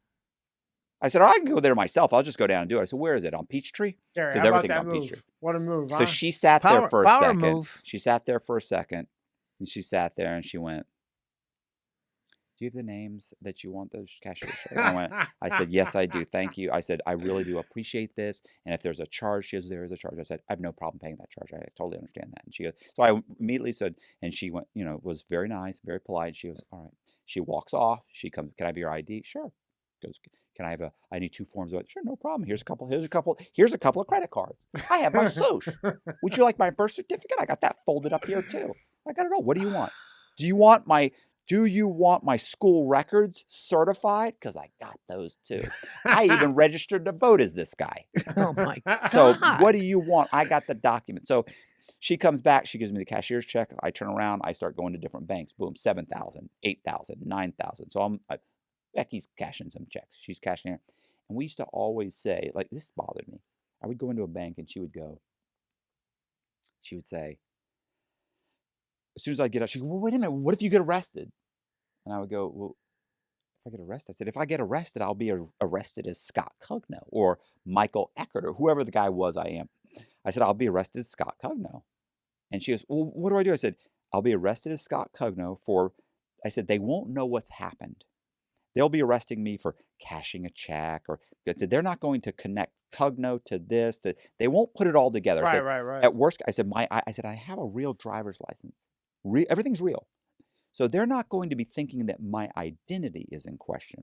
You get me a lawyer. You get me out on bond as soon as possible. At best, they're going to hit me for a bond, the equivalent of this check, $9,000 check. Or even if they hit me for the whole loan amount, $140, it's $14,000. You got a couple $100,000 in cash. You get me a lawyer. You get me out on bond as quickly as possible. And the jet. Typically, they are not going to run your print unless at this time. At that time, even though they had APHIS, they could do all that. They're typically not going to run your prints. And Matt, what's APHIS? It's the automated fingerprint identifications. They have system. that now, but they Right. didn't have that. No, they then. did have it then. Oh, they did. But they don't run it unless your identity is in question. I have a driver's license. So it wasn't in question. It's not in question. Right, Nobody's okay. saying it's not him. Nobody's saying that. Yeah. So I said, you can get me out on bond with a decent lawyer within 24 hours at that time. Now, I don't know now if it automatically runs you. Like they would scan your prints. They wouldn't run them because the federal government charges these little police stations. And nobody wants to pay it. Well, and not just that, why would I pay? He's got a fucking driver's license issued by the state of Right. of And then Alabama or South Carolina. And wherever. what they do, Gary, is they take the driver's license and they verify it with, say, Alabama. And they're like, fuck that. We're not going to pay the money Right. to run the Well, prints because it's verified. It's legit. Right. So I said this to her. This conversation went over and over again. She would always ask, and I go, why do you keep asking me that? And she's like, no, fine, just go. Fuck. So I go in, I get the $9,000, I come back, next bank. There's no Bitcoin. The only way to get this out is I could buy precious metals, or I could get it out in cash. That's it. So I end up, I'm just pulling out money. We're just driving around for a couple of days, 2, 3, 4 days, whatever. We're pulling a little here, a little there. I mean, someplace you don't want to go to your bank account 3 days in a row and ask for $9,000, $7,000, $11,000. They're going to be, or 9,500. They're going to be like, they're going to file what's called a suspicious activity report. Even if you stay, you don't get a CCR. Okay. A CTR. What's the CTR? A cash transaction report. If it's over $10,000, it's a cash transaction report. Okay. So I'm staying under fuck all. I'm staying under $10,000. So at one point, we had one check for like 29 grand, which I was going to deposit into an account and wait. And I was like, this is taking, I'm going to go cash this check. And she goes, that's over 10 grand. And I was like, yeah, I know. But even when they fill out the report, I said, it's not a big deal. I said, I mean, by the time the IRS gets it, we're gone. We're almost gone now anyway. And she goes, no, that's a bad idea. She goes, you said not to do that. I said, yeah, I know, but I'm tired of this shit. And you're in Alabama at this time? I'm in Georgia. Georgia. So what do I do? She says, well, fine. If you want to do it, you can do it. So I go in.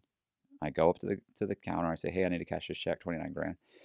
I give her my stuff, and she goes, well, okay, you need to talk to a manager. I went, okay. Manager comes out. I said, what's up? He goes, yeah, can I talk to you? And so we walk over to his fucking office. I sit in his office. It's like this cubicle. Wait till you fucking hear this. This is funny. It's funny. He's gonna fucking die This when is he hears funny. this. I can't believe. Okay, so he goes, okay. He goes, okay. He said, we will go into his office is like a cubicle. It's like a glass partitions and stuff. So we go and we sit down, and he says, can I ask you a question? And I go in as Scott Cugno. I wonder how Scott's doing. Anyway, so he's probably buying ammo and he's on his way oh, here. he's fine. Nice guy. This is great. This is all in the book. Come on, give. He's building up. He's building up for the punch. So what happens is that he says, he goes, why do you need the cash? And I looked at him and I went, not that it's any of his business, but it's not hard. A normal person would answer the question.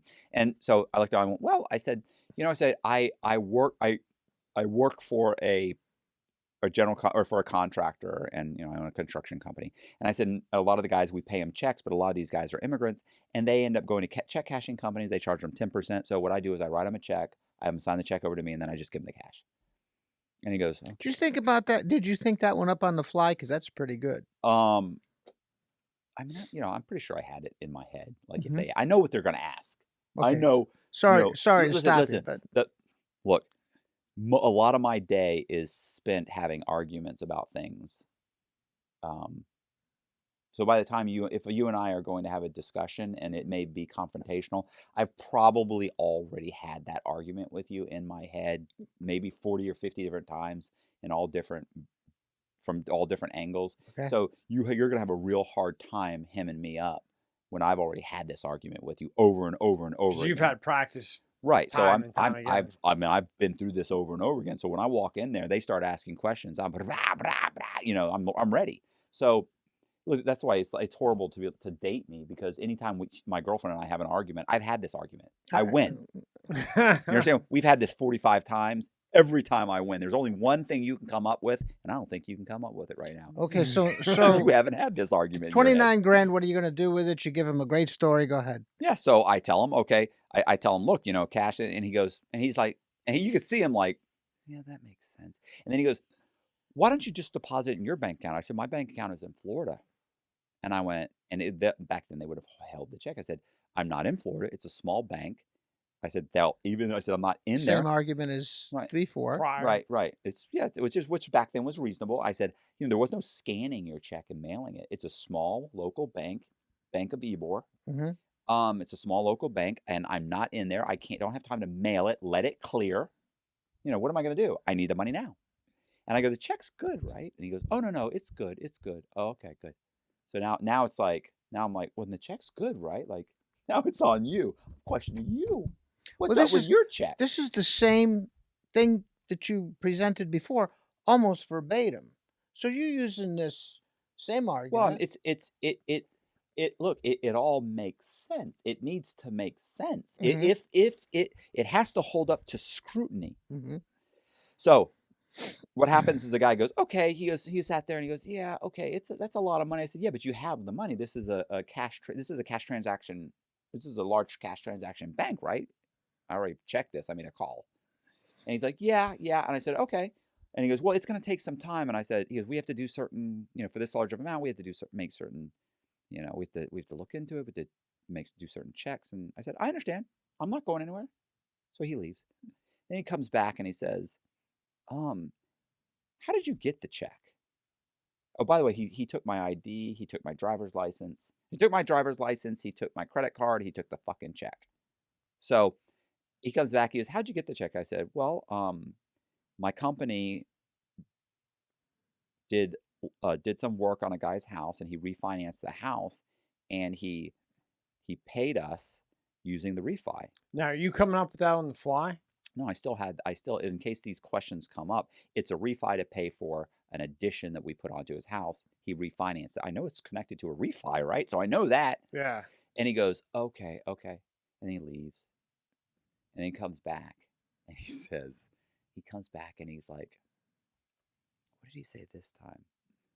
Who was the, he goes, "Who was the check from?" And I said, "Well, I mean," I said, "the guy's house." I said, "The guy that we did the work for is Michael Shanahan." He goes, "Okay, okay." And I go, "What's wrong?" He's like, I don't know. And I said, "What's taking so long?" So at this point, Becky's calling me. So Becky calls me once. I'm like, "Okay, I recognize the number." I go, "Yeah, what's up?" And she goes, "What's taking so long?" And I go, "The guy's being a fucking asshole." I said, he's double checking everything, and he's basically doing his job. That's what Fucker. I was just thinking Yeah, about. Believe these people? So I'm like, he's fine, he's this, he's that, and she's like, "Get out of the bank." And I go, "Why?" And she goes, "Because just get out of the bank." And I went, "I'm not gonna get out of the bank. The guy's got my driver's license and the check and a credit card. He's gonna call the police if I get out of the bank. I have to wait." And she's like, "Oh my God, I'm freaking out." I said, "Yeah, it's fine." I hang up the phone. He comes back. He asks one of those questions. She calls back. "What's going on?" I said, "I don't know. He's fucking checking on shit. I don't know." I said, "Look, don't calm down, calm down." I said, "Just if the cops show up, call me. You see cruisers pulling in the parking lot. You give me a call." Where is she? Out in the street She's in the car? sitting in the car in the parking lot. So Oh, she's in the parking lot this time. yeah, she's close to the parking lot because, and here's the funny thing too. Like a lot of times, like if I cashed a check against one of her accounts, so you get a new account, and I go in and cash a check against that account, right?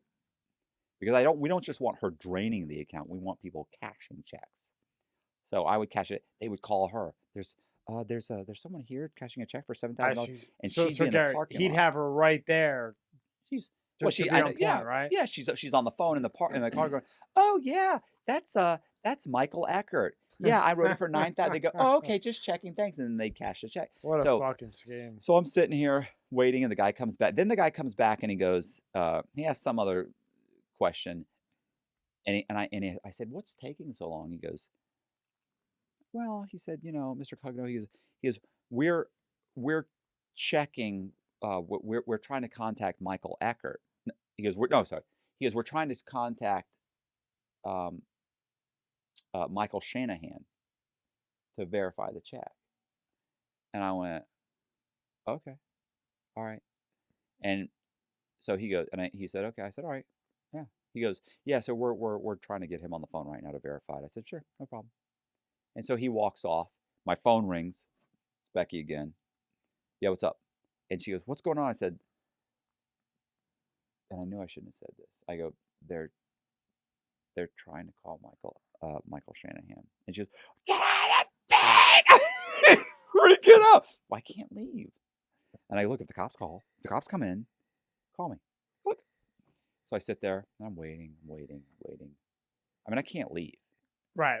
I still have like $100,000 worth of checks or something.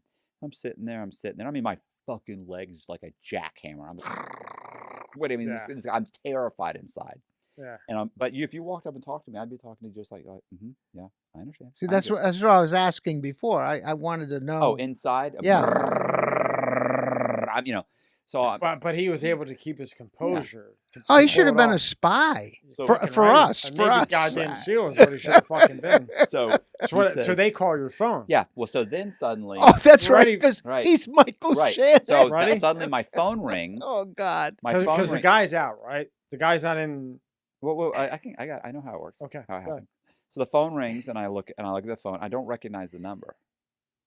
I pick it up and I go, "Hello," and a woman says, "Hi, this is Kimberly from SunTrust Bank. Is this Michael Shanahan?" I said, "This is Michael Shanahan." And she goes, "Hi, Miss Shanahan." She said, "We have someone in here who's trying to cash a check that was drawn on a cashier's check that was drawn on a check that you that was issued to you by your title company. And I said, that's right. And she goes, I was wondering, can you tell me who the check was written to and the amount? I was like, name is Scott Cugno. And I said, I believe it was for $29,000. She goes, okay. I said, how'd you get this number? She goes, oh, we called the title company and they gave us the number. If they'd called like information or done any type of anything other than, they actually, because they're their client, they actually called them and said, look, this cashier's check came from this bigger check.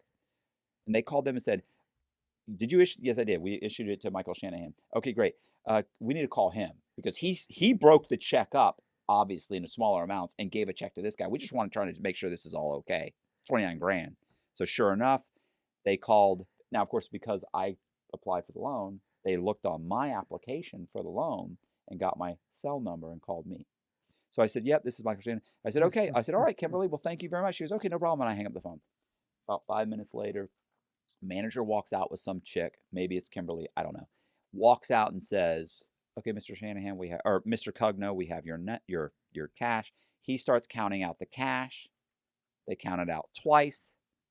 I take the cash, I stand up, I'm putting the cash in my pocket. And I remember he said, Mr. Cugno? And I said, yes. I said, yes, sir. And he goes, I'd just like to tell you that I feel very apprehensive about this transaction. And I go, really? And he goes, yeah. And I went, what is it exactly? And he goes, I can't put my finger on it. And I go, it'll come to you. And I walk off. I like to think about a week later when we were gone and the Secret Service showed up that he figured, he went.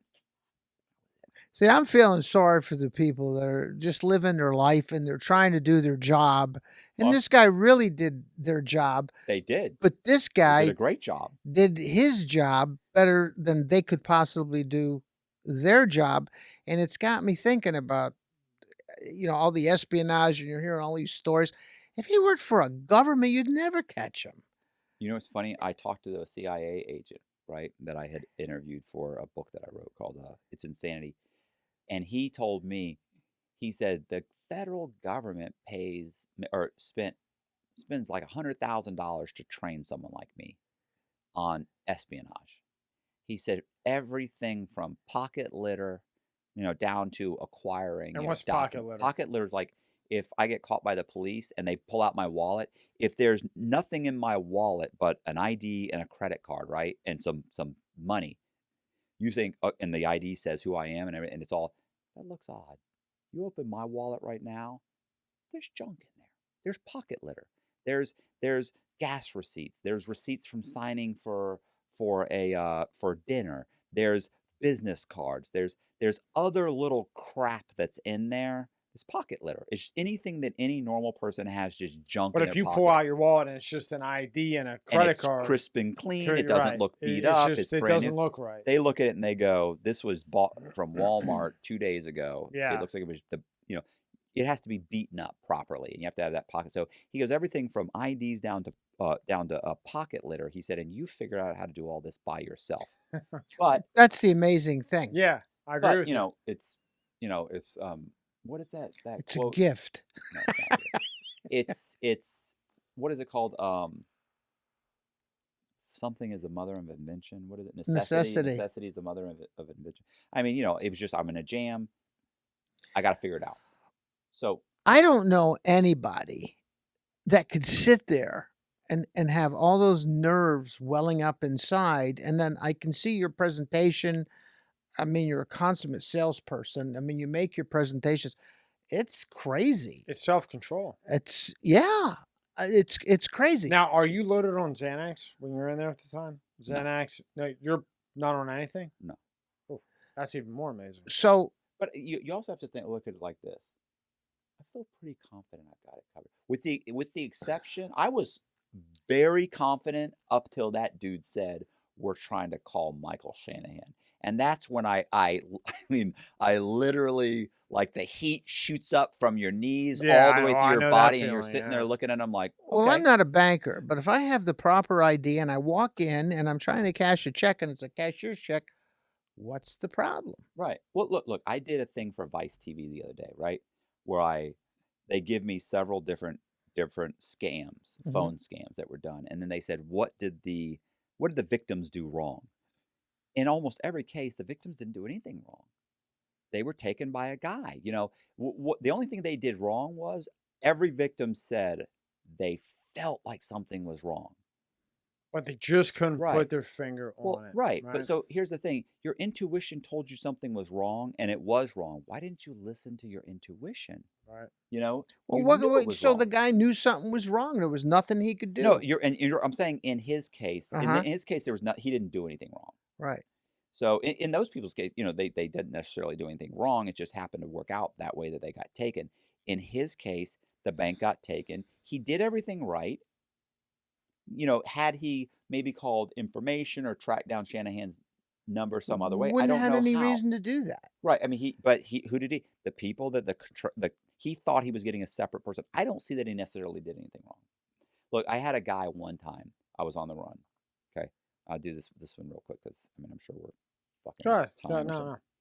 something. So one time I went into the bank. I had assumed because I'd stolen a guy's name, Gary Sullivan. So I'd gone to Vegas. I was surveying homeless people. And He went heavy with Sullivan.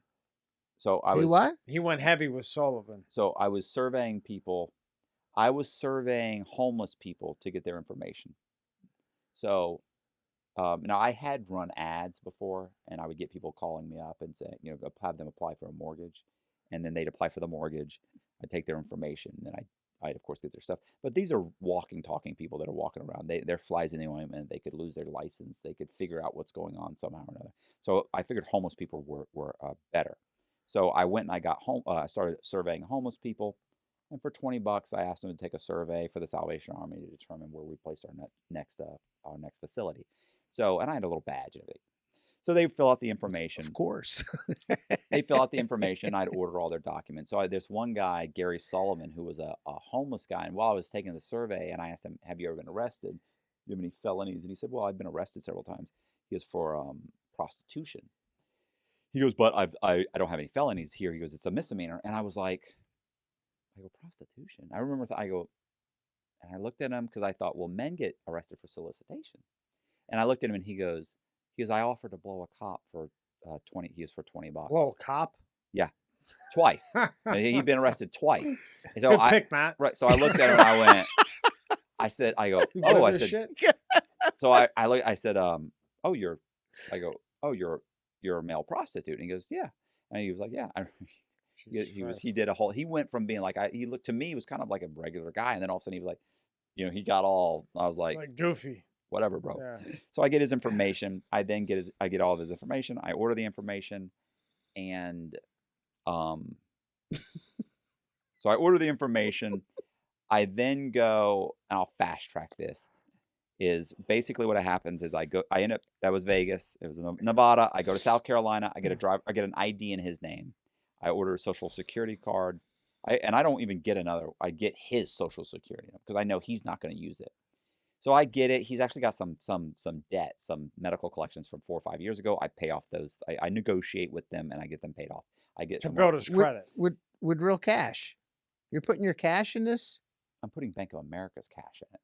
Okay. Yeah. So how silly. I mean, I've already stolen. What are you thinking, Gary? At this point, I've stolen, know. I don't know, whatever, 500,000-600,000. So I pay off some of his stuff.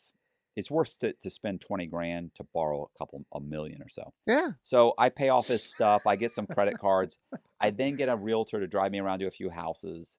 And I say, pull up houses that will owner finance. So they pull up 5 or 6 houses. I drive around. We see 5 houses in one day, maybe 6 houses.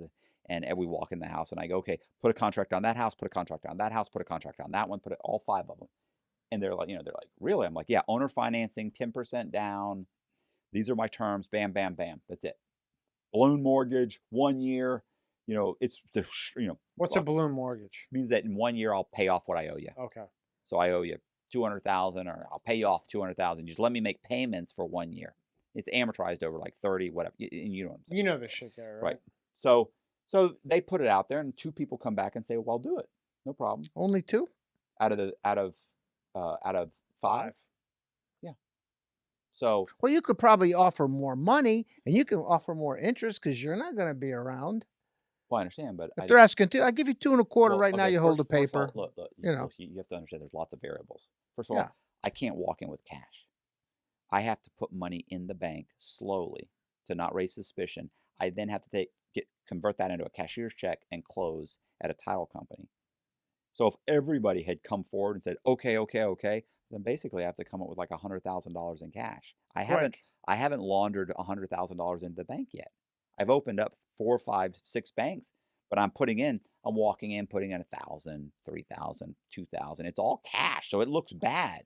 So luckily 2 come through. One guy put down like 11 or 12 grand. Next guy put down 25 grand. One house is worth like 250,000. It's like 230,000, I think. 225, 230. So 25,000 down payment, 11,000. The other one's worth like 110,000. So I do both of those. I put them in Gary Sullivan's name. I then go downtown. I satisfy the mortgages in both those. And I then turn around and I borrow mortgages on all those houses. I borrow $1.3 million in mortgages. Don't look at me. Don't judge me. I'm not. So is Gary giving the judge look? The what look? The judge? The judge look. So I've seen that a few times. So he so anyway, I get so I get that money. I go to those closings. So this is funny. This was Gary Sullivan. Okay, you'll like this. I always never tell. I would never tell. Gary's eating this up. I never tell this. I've told this like he's gonna jerk off tonight when he goes home. I told this one time. I might not wait. I told this one time. Do it out there. So one time, so when I go to the closings, first of all I go to one closing. This is when I actually show up at the closing. I'm wearing a shirt and tie, slacks. I'm freshly shaven. I've had, by the way, by this point I've had multiple surgeries. By the way, I've had 2 hair transplants. I've had a nose job. I had a mini facelift. Okay, so I'm tan, not pale like I am now. I'm tan. I'm working out all the time. I'm looking good. I go in and I say, I go into the closing and I put down the driver's license and everything, or I'm sorry, my ID, Gary Sullivan, all of my information. The closer, the lawyer, it was in South Carolina. They were like all lawyers, like pretty much. So the lawyer comes in and he sits down. Well, they were closers too. So he comes and he sits down. And he goes, okay, Gary. He goes, let's go ahead and let me. And he starts sliding the documents to me. He goes, this is your HUD statement, and this is. And he looks at me and he goes, can you give me a second? And I go, sure. He closes up everything, and walks off. Now, all I knew was at that time, I'm waiting. Maybe a minute or so goes by. He comes back out, sits down, and he goes, sorry, I just had to check something. And he goes, and we close. What happened was, I later found out from the Secret Service, he walked into the break room where they had my wanted poster. And he looked at the wanted poster, and he looked at my ID, and he looked and it said that this guy was wanted out of Georgia. And it was a John Doe wanted out of Georgia. And he looked at me, at the picture, me and Becky. He went, wanted out of Georgia, bank fraud and this and this and this and identity theft. And he's like, huh. And then he opens up my application from the bank, and he looks at it, and it says that I worked in Florida for like 5 years, and I had just relocated to South Carolina. And he thought, this guy's wanted out of Georgia. This guy is from Florida. Can't be the same guy. Closes it up, walks. Does that make sense at all? It says identity theft. He walks back, puts it down. On a scale of 1 to 10, he's looking at your picture. Gary, into the mic. Okay. He's looking at your picture on a wanted poster. Yeah. And then you've had some surgeries. How close is that wanted poster? You tell me. Have you pulled up the wanted poster? Can you pull up the wanted poster? Yeah. I'll pull it up. You take a look at this wanted poster. You look at me now. Just what you looked like when you were closing on that deal? This is it. I've been having surgery since then. Oh, this is going to give me a second. Keep going. I'll pull it up. Yeah, keep All going with this is all right. So, listen, nose job, facelift, hair grafts. Forget tits, because I mean, what? I'm sorry. really need to work on Why the sense not? of humor. You need to say these things in your head first. So, Gary doesn't have that. No. fluctuation. I entertain myself. I really don't care about anybody else. Yeah, keep going. I'll pull it up. Okay. all right. So what ends up happening is you could actually put Matt Cox wanted poster. It'll come up. Really? Yeah. Keep going. Well, this is 17 years ago, so you look pretty similar to the guy that's closing on the loan. I look pretty similar. Look, And that guy walked Which one in was it, there. the one that says wanted. Right here. Yep.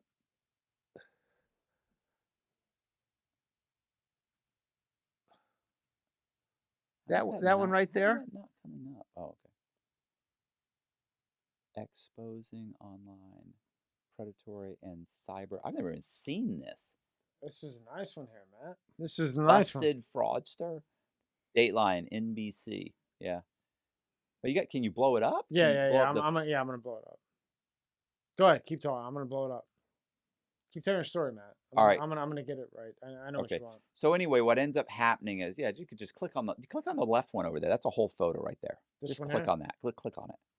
Yeah. How are these not? Oh, that's a nice hair there, Matt.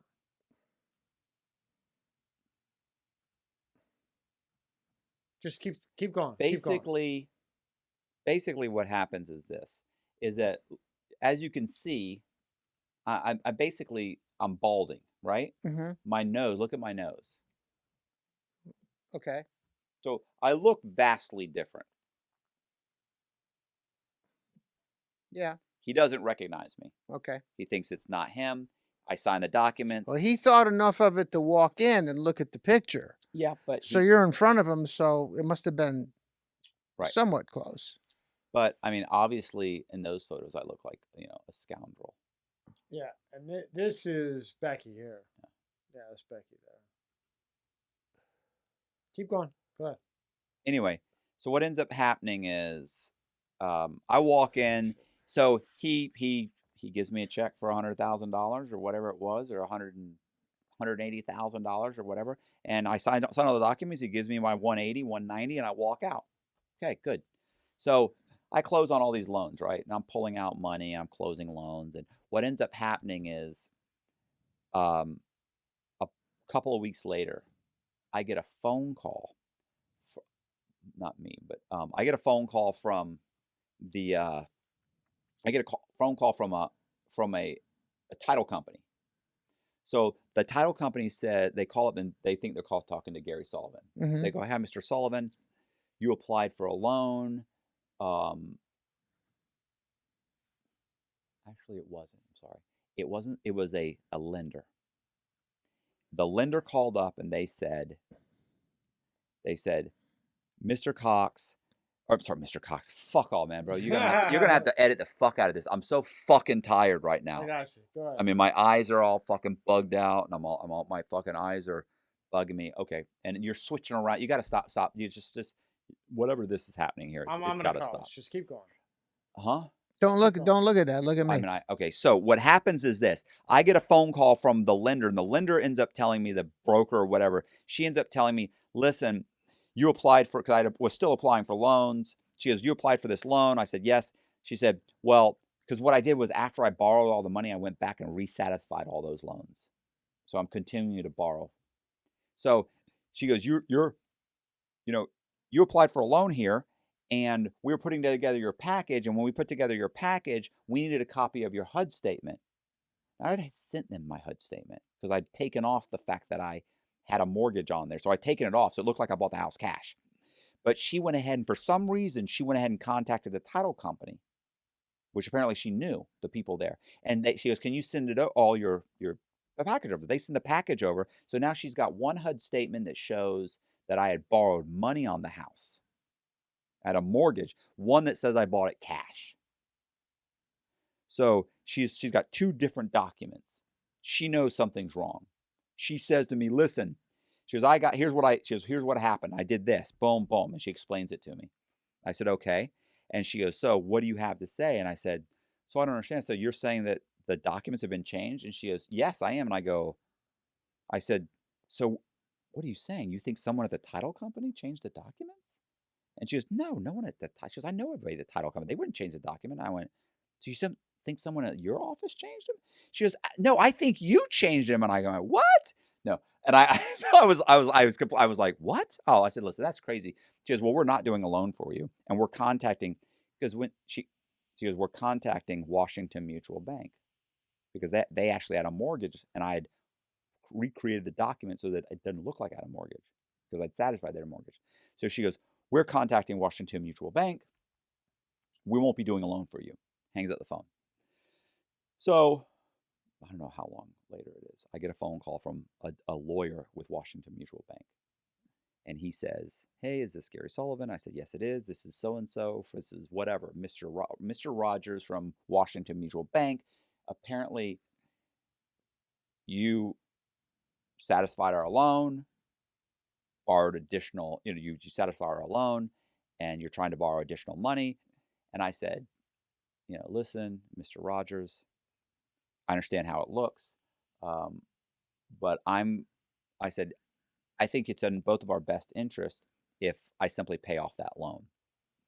And he goes, well, I mean, I think it's in your best interest if you pay it off too. I said, man, let's face it. I said, we're nobody wants to, because he said something about calling the authorities. I said, nobody wants to involve the FBI and the authority. Certainly you don't want anyone looking through your files.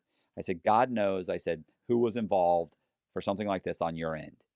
Let's do this. Let me go ahead and let you pay the money back. And he goes, do you have the money? I said, I have the money.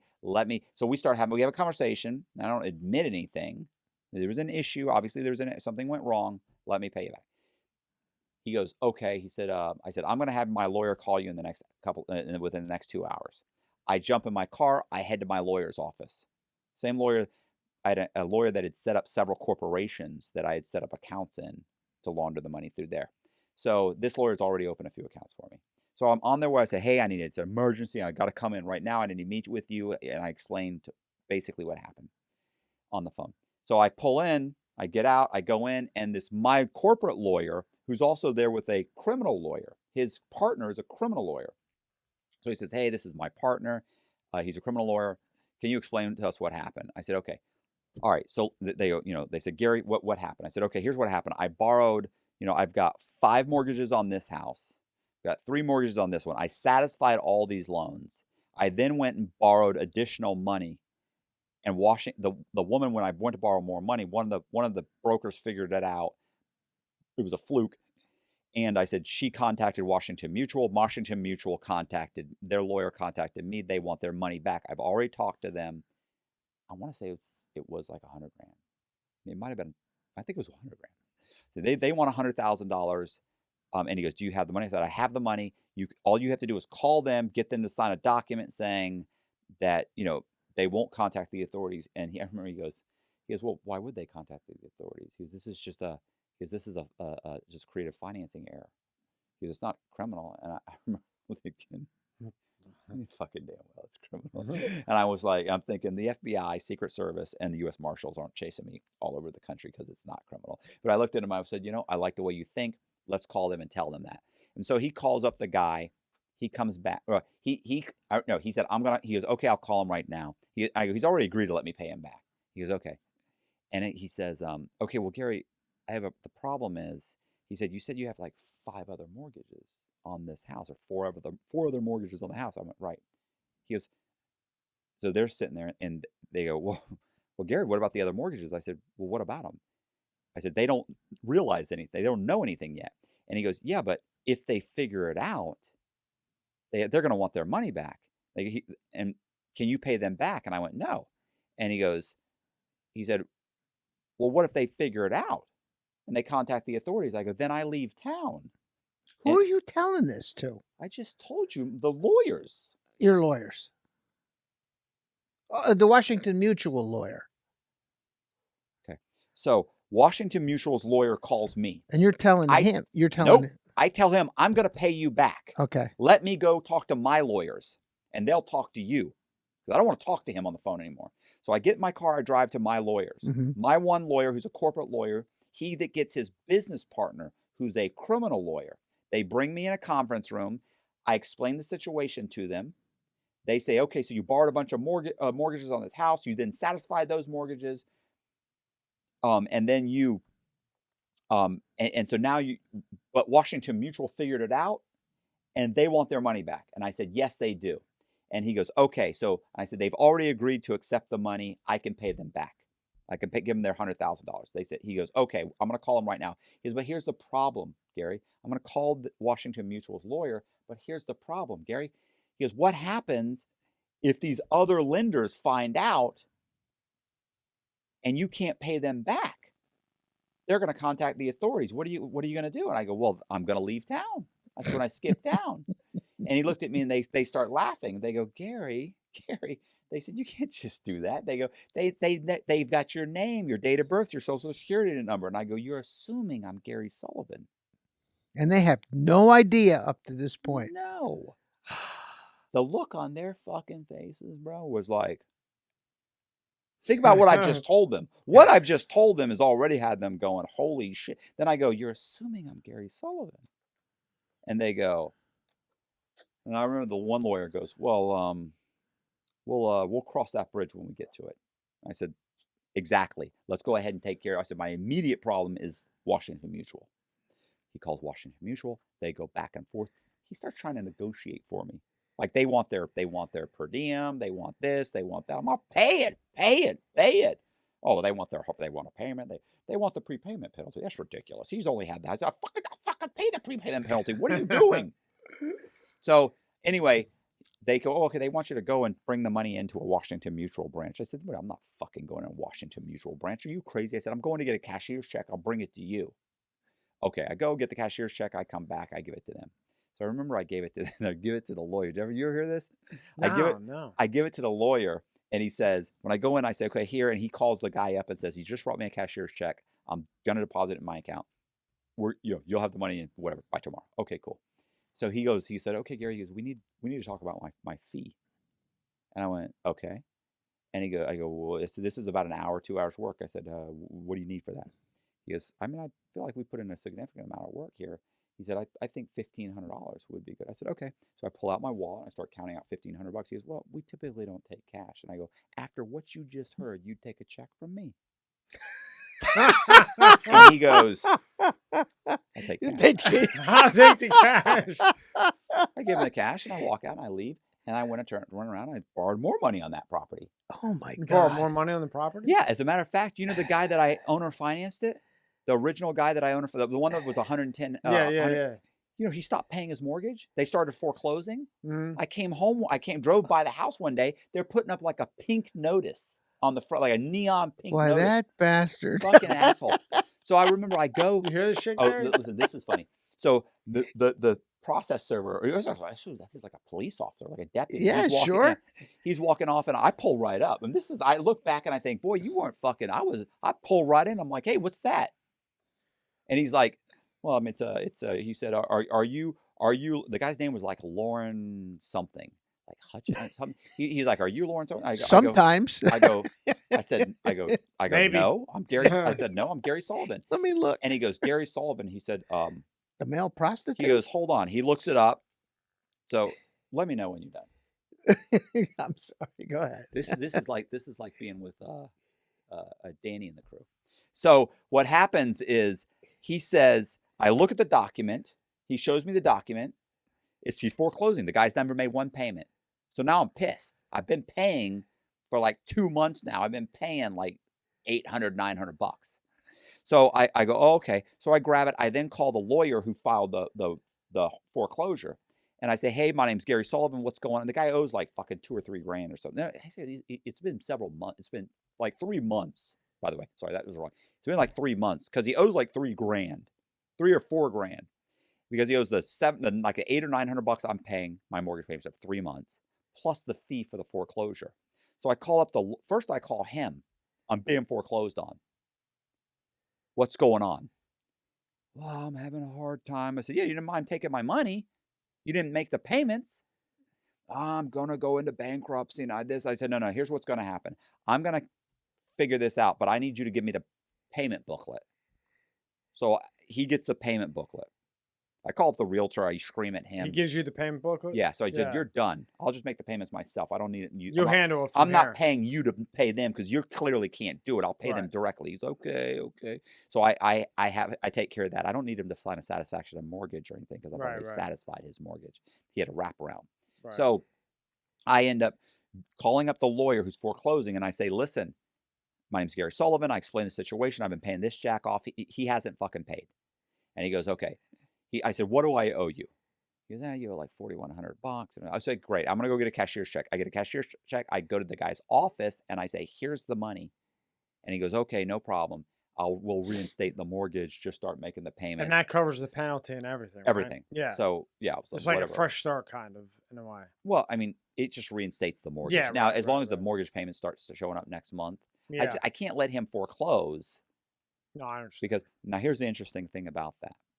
When they start the foreclosure process, first thing they do is pull title. They noticed that their mortgage had been satisfied. They wrote up the foreclosure saying, "We are foreclosing on this loan taken out by this person that was accidentally satisfied by us." I satisfied it. They didn't satisfy it. But I used their notary stamp, their signatures, their everything from a satisfaction I pulled from another property. So they looked at it and thought, "Damn, I guess we satisfied it. Our bad." And then they didn't like that right then. They could have seen that, called the FBI and said, "This is what happened at all. That guy needs to be arrested. Something's going on." Nothing. They just kept on with the process. Well, he knows, but you don't know. We talked about subprime mortgages. Yeah. Washington Mutual went under in 2008. Yeah. Because of subprime mortgages. Yeah. So there's nobody in this that's clean. Yeah. Oh, I paid them off several times. They've caught me several times. And they took a payoff, basically. They always let me just pay them back. Just let me pay you back. It's not in anybody's best interest that the FBI is looking through Comes your and starts looking through all your files, my paperwork. Because files. what you don't know, what a lot of people don't know, he knows, I know, this was the era of no doc loans, and some of the stuff that he was doing, they were doing at the big institutions. So you go back into their files, you're going to find some stuff. Right. And I had a dear friend of mine, and she was at one of the majors. And you know, chicks won't do a lot of the things that guys will do. And she just walked back in there and she said, "We don't have any standards."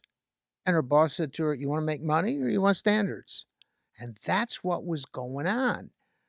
Now, did any of the people that, you know, the average Joe that you went in there when you're talking to these people about cash and checks, did you ever get any feedback from them later on that, or hear that anybody got into trouble or anything like that? Well, like the guy with the 29 grand, he goes, "I know something's wrong with Yeah, this." he's a bank manager. He did everything right. He followed procedure. Okay. They All right. can't.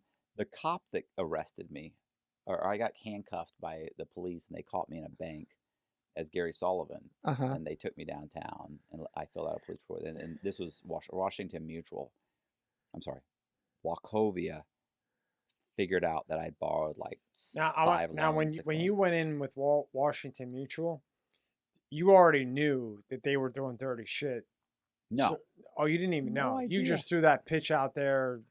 Here's what happened. I got caught by a company called Pinnacle Bank in Chicago. Pinnacle Bank Corp in Chicago. Do you know them, Gary? I've heard of them, but it's not something that I Yeah, know of. They went under. So I got caught for like $2 million in bad loans one time, and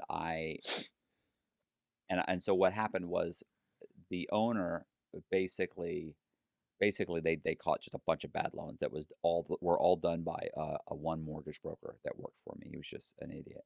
So they caught one, and then they were like, "That's odd. Pull the rest of these files." So they pulled the rest of his files, and he'd been using the same canceled checks every single time. So I had a bunch of canceled checks that looked like canceled checks, but they weren't. And he had just been changing the name on the checks for each one of his borrowers. So if you've been foreclosed on, or you don't pay your rent, or you pay your rent in cash, or whatever, he's now just filling out these templates that I had. And I had the templates, and you change the name, and you fill them out, and you make copies, and you send it, and they look perfect. But I had multiple ones for multiple banks. He had the same one, and he's using them for everyone and sending it to the same Stupid. lender. $2 Yeah. million. They catch it. They call me. Fucking guy's got a mill making these. I've never seen anything like this. So I'm talking to the owner, and I'm like, look, and he explains to me, we already sold $1 million of these to a household bank. We're about to sell the next bundle. You know, they were that million was in a package of 2 or 3 million. This million was going to be in another package. We're going to sell those. I just want you to promise me, Matt, if any of these go into foreclosure and it comes back on us, you'll help us get rid of the houses. That's so insane. And I said, absolutely, of course. What am I going to say? Now, when you hear No. that, Gary, what do you think?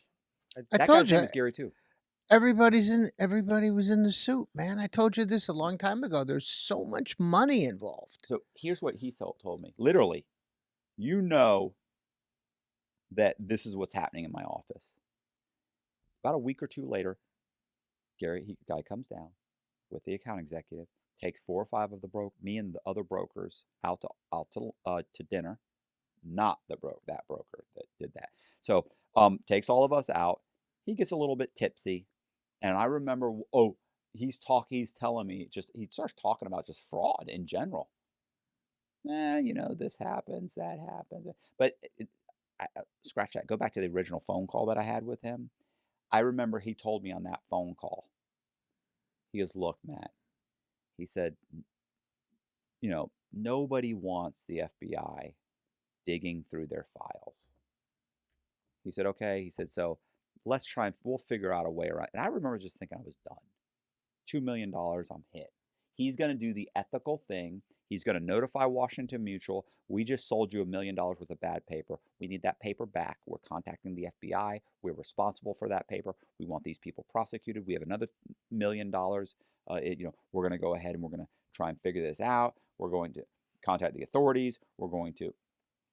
Hell no. Why would I do all that work? I've already gotten rid of them. And this has already been underwritten on another package. This is a monthly thing. We catch fraud all the time. And he's the one who actually told me when he did come back, when he came down a couple weeks later and took us out, he had been drinking a little bit. And he said, listen, honestly, he said, most of the loans that go through us have some kind of fraud. He goes, but they perform.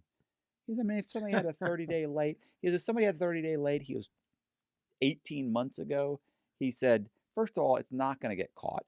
If they make a few payments, he goes, nobody's looking into these things once they start going under. He goes, and secondly, he said, most of these things they're going to perform. He goes, so, he said, look, your stuff comes through all the time. He goes, if it's not blatant, he goes, then we just pass it on. Now, when you're hearing this, Gary, what are you thinking? Well, I knew it happened. Yeah. Yeah, I mean, I didn't know any of the players, but I knew it We got happened. one right here. Yeah, but I'm I just like a grunt. Yeah. I'm like nobody compared to well, you The saw guy that you just had up. and you saw Mozilo too. Yeah. massive. I mean, the guy makes hundreds of millions of dollars, violates the SEC rules of insider sales, probably made 5, 6, 7, maybe $1 billion, and they fined him $61 million and sent him on his way. I'll take that any day of the week. You want to hear something funny? When I was sentenced, I'm sentenced on November 16th, 2007. Mm-hmm. So it's just starting to look bad. Around 2007, there's some cracks. There's a lot of things. As a matter of fact, I went back and I studied all of this, and it was in December that you had. 07? It was December when you saw the death cross in the Dow Jones. The fast-moving average December goes of what? 2007. Yeah. And I just remember this almost like, one of these guys you see in the movies, an amnesia victim that comes back. But when he finishes, this is what happens. Market starts rolling over in December. Anybody that knows how to read tape knows there's a problem. Bear Stearns goes out in April. Do you know Bear Stearns, Matt? Yeah, and they were taking all this paper and they were sticking it in a mutual fund, and they leveraged it 20 to 1. What does that mean? That means for every dollar in the fund, they were borrowing 20. Shit. Okay, and it was I remember the guy's name was Chuffy. They went to court and they got off. Nobody prosecuted. You see, because you prosecute them and then you start looking at the next guy and the next guy and this guy.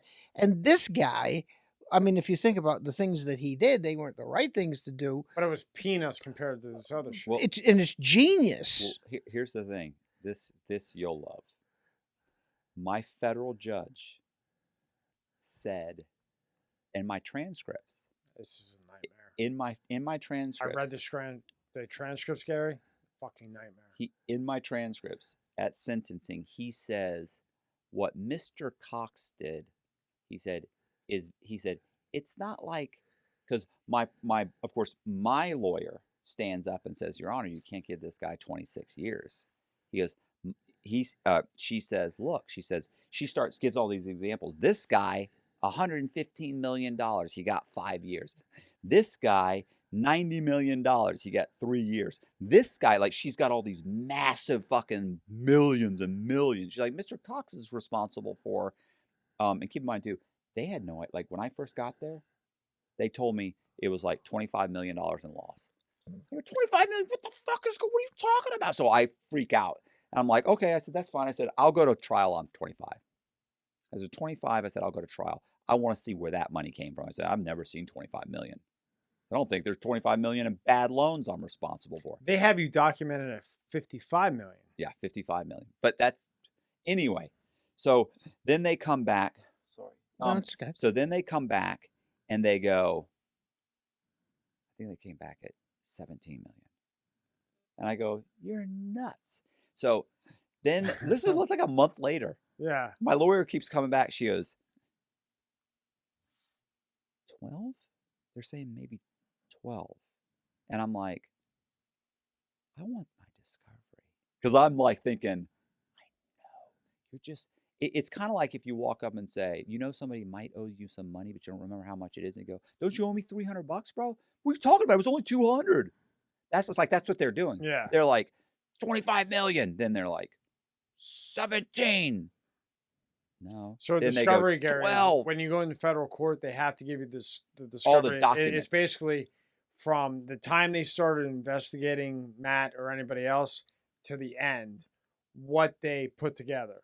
So now you have all the information. So now they could say 25 million, 55 million, but in that discovery is play You by have to play. prove it. If Yeah. you go to trial, you can make me sign for anything if I agree to it. But if we go to trial, okay, great. You're saying it's 25 million. Where are the numbers? Show me 25 million in loss. So Prove it they're to just me. guessing. Yeah. So then they come down. Then I finally get my pre-sentence report, and it says 9.5 million in loss. Right. I argue again. Absolutely not. Not signing for that. I've never seen 9.5 million. I'm not responsible for that. Those houses were sold. So we argue and argue and argue until I get them to $6 million. And I only got to 6 million because 6 million is the cutoff for the next level enhancement. So it's 9,900,000. Like I really signed for like 9,999,000. So in the federal system, there's guidelines with money. So if he would have went over seven, I guess it was six. So your guidelines go up. Boom! I get an extra point. Yeah. Well, so how did you get 25 million and this jamoke walks? Okay, so this is what I'm getting at. So my lawyer gets in front of the judge and she says, you know, this guy 115 million, this guy 10 million, this guy 90 million. He got 3 years, he got 5 years, she's got like an example, all these examples, right? This is how federal judges. This is what a federal judge said. Now keep in mind, he doesn't know. He's hearing there's things out there, there's rumbling, but he doesn't About quite the big problem. Right, but he doesn't quite know yet. And he actually says, and I wish I brought my transcripts. He actually says, well, unlike some CEO, because all those guys were CEOs. She goes, they're all white collar criminals, just like Mr. Cox. He goes, unlike some CEO who cooked the books or made a policy decision, he said, what Mr. Cox did was very personal. What he did affected people's lives. You tell me, do you think that what I did affected more people's lives or was more devastating to anyone than what Mscs did? Or Mozilo, well, he got up and said, I put people in houses and they wouldn't have had what he said. I'm saying, do you think absolutely not? Okay, so but my judge said, well, just making a policy decision. That policy decision, by the way, affected about 30% of America.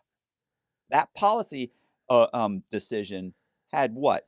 10, 15, 20 million people lose their fucking house, and how are people refined? That policy decision caused like 20% of the gross national product to disappear, right? So you're telling me that policy decision isn't You might have got more time than anybody else involved in this that I can possibly think of. I know one guy that got 26 years. He went to trial because I told you this the other day. Remember this guy? John, his name is John. Oh, Yeah, yes, yeah. yes, the yoga pants Yeah, guy. yeah, We were yoga pants. joking about He that. he actually went to trial because he was like, I don't think I did anything wrong. I signed the documents. It was a no doc loan. It was, you know, my mortgage broker filled out the paperwork. He said these are the numbers and that's it. And you know, he's like, I feel like those numbers were correct, and I'm not a mortgage broker. How am I supposed to know? Right. And so he said, I'm going to trial. He lost. He got 26 years. But I pled guilty. So my judge just, you know, he hammered me. I got 26 years and 4 months, and That was that. yeah. Now I want to break this into a part 3, but before we do, I want you to tell Gary the story about how you got handcuffed and you talked him out of it at the bank. This is crazy, Gary. You'll die, and it's in the book. Yeah. But it's absolutely fucking astonishing how he pulled this off. So okay, so what happened was I borrowed a bunch of mortgages on this one house with about 225,000. So I borrowed a bunch of mortgages as Gary Sullivan. And so I have an ID in Gary Sullivan's name, real ID. All my documents are real in Gary Sullivan. So I go into the bank one day, I'm pulling out cash, right? Happen to go into Wachovia, where I had also borrowed a mortgage. So I go in there and I walk in, I'm getting cash. I get asked for like 8,000, 9,000, whatever it is. I'm sitting there at the counter. The woman goes, I need to get clearance. Well, it was a new account, so anything over $3,000 on a new account, they had to get she had to get approved. So she walks in the back. Nobody know I'm sitting there, and all of a sudden, not all of a sudden, like a couple minutes later, somebody reaches over me, grabs my arm, and yanks it behind my back. And then somebody grabs the other arm. They pull my arms back. They handcuff me. Turn around. These massive fucking guys, sheriff's deputies. They grab my license off the table, and they walk me back into the back room. I go, what's going on? And we'll talk. We'll explain in a second. So I walk in. I sit down. The guy goes. He says, we're detaining you until we're detaining you until the detective gets here, the investigator or detective, whatever, he gets here. And I was like, okay, all right. He goes, he'll explain everything. And I'm sitting there, and I'm waiting and waiting. I'm like, you don't know what's going on? He's like, all we know is we were told to detain you. Okay, so I'm in handcuffs. A couple minutes later. Now, isn't Becky calling you at this time? No, Becky's calling me, but my phone is like in the car. Okay. So I'm sitting there. No big deal. Okay, can I come here? Yeah. 5 minutes, couple minutes, whatever. 5 minutes late. The police station was just down the street. The detective walks in. I'm actually thinking that the FBI or the Secret Service, FBI is going to show up because he's saying detective, and I'm thinking agent. Guy walks in. He says, "Hey, I'm Detective So and So with the Richmond County Sheriff's Department or Police Department, I forget which." And he shows me his badge, and he says, Mr. Sullivan, he said, you're not under arrest. And I showed him. I go, well, I remember showed him my handcuffs, and I go, well, I feel like I'm under arrest. And I go, is this necessary? He goes, no. You know what? We can take those off. He said, okay. Takes them off me. I'm sitting there, and he goes, okay. He said, now I'm sitting there. At this point, I'm thinking he's calling me Gary Sullivan. So I now know, I realize he doesn't have any clue who I am. Okay, no problem. He sits down. I said, what's going on? He goes, he said, here's the problem. He said, you borrowed several mortgages on a house. He goes, Wachovia says that you've committed fraud and that you've got you have 3 mortgages on a house. I had 6. And so I look at him and I go, is that illegal? And he goes, I don't know. And I remember thinking right then, I'm walking out of here. I'm walking out of here. I just got to convince this guy. And so but then he sits down, he gets, the manager comes in and goes, the head of Wachovia's fraud department's online too. He grabs the phone, he picks it up, he goes, okay, I'm here with Mr. Sullivan. And then he starts saying, he goes, okay, so what's the issue? He goes, oh, the issue is this. Because the issue is that he said he borrowed like 3 mortgages and he's pulling out all the money in cash. He says, okay. He says, you borrowed 3 mortgages. I said, right, I have 3 mortgages. This is unbelievable, Gary. And the house was worth $225. Each mortgage is $190. One's like probably $187, let's say $190. 3 of them, so they know about 3 of them that are $190. So I go, okay. I said, is that illegal? And he goes, yeah. He said, yeah. He says he understands he borrowed 3 mortgages. And he goes, right. He goes, so, and I said, he goes, he admits, he goes, yeah, he's got 3 mortgages. And I went, right. I said, I have a first mortgage with Wachovia, because I know Wachovia knows they're in first position. I go, I have a first mortgage with Wachovia, and then I have a second mortgage with, and I go, shoot, who is it? And he actually goes, like he says, like Sun Trust. No, I forget who it was, but let's say he goes, Sun Trust. And now he just told me who the other one. I don't know. There's 6 of them. I don't know which ones you know about. He goes, Sun Trust. I go, right, Sun Trust, and then he looks at it and he goes, and he says whoever the other one is. That's right. I go, so I have a second mortgage with Sun Trust, and I have a credit line with like Rock Mortgage or whoever it was. I forget. And he goes, okay. So he says, And keep in mind, he's handcuffed, you know. Yeah, so he's yelling at the guy at Wachovia is on the phone. You can hear him. He goes, that's not true. They're not first mortgages. They're all first mortgages. And I go, well, I read the documents. And I said, none of them said they were first mortgages, because you understand the placement of the mortgage is determined by where it's placed in the recording. They don't say first mortgage. So I said, I said, I don't know. I said, that's what happened. No. I said, no, none of them said that.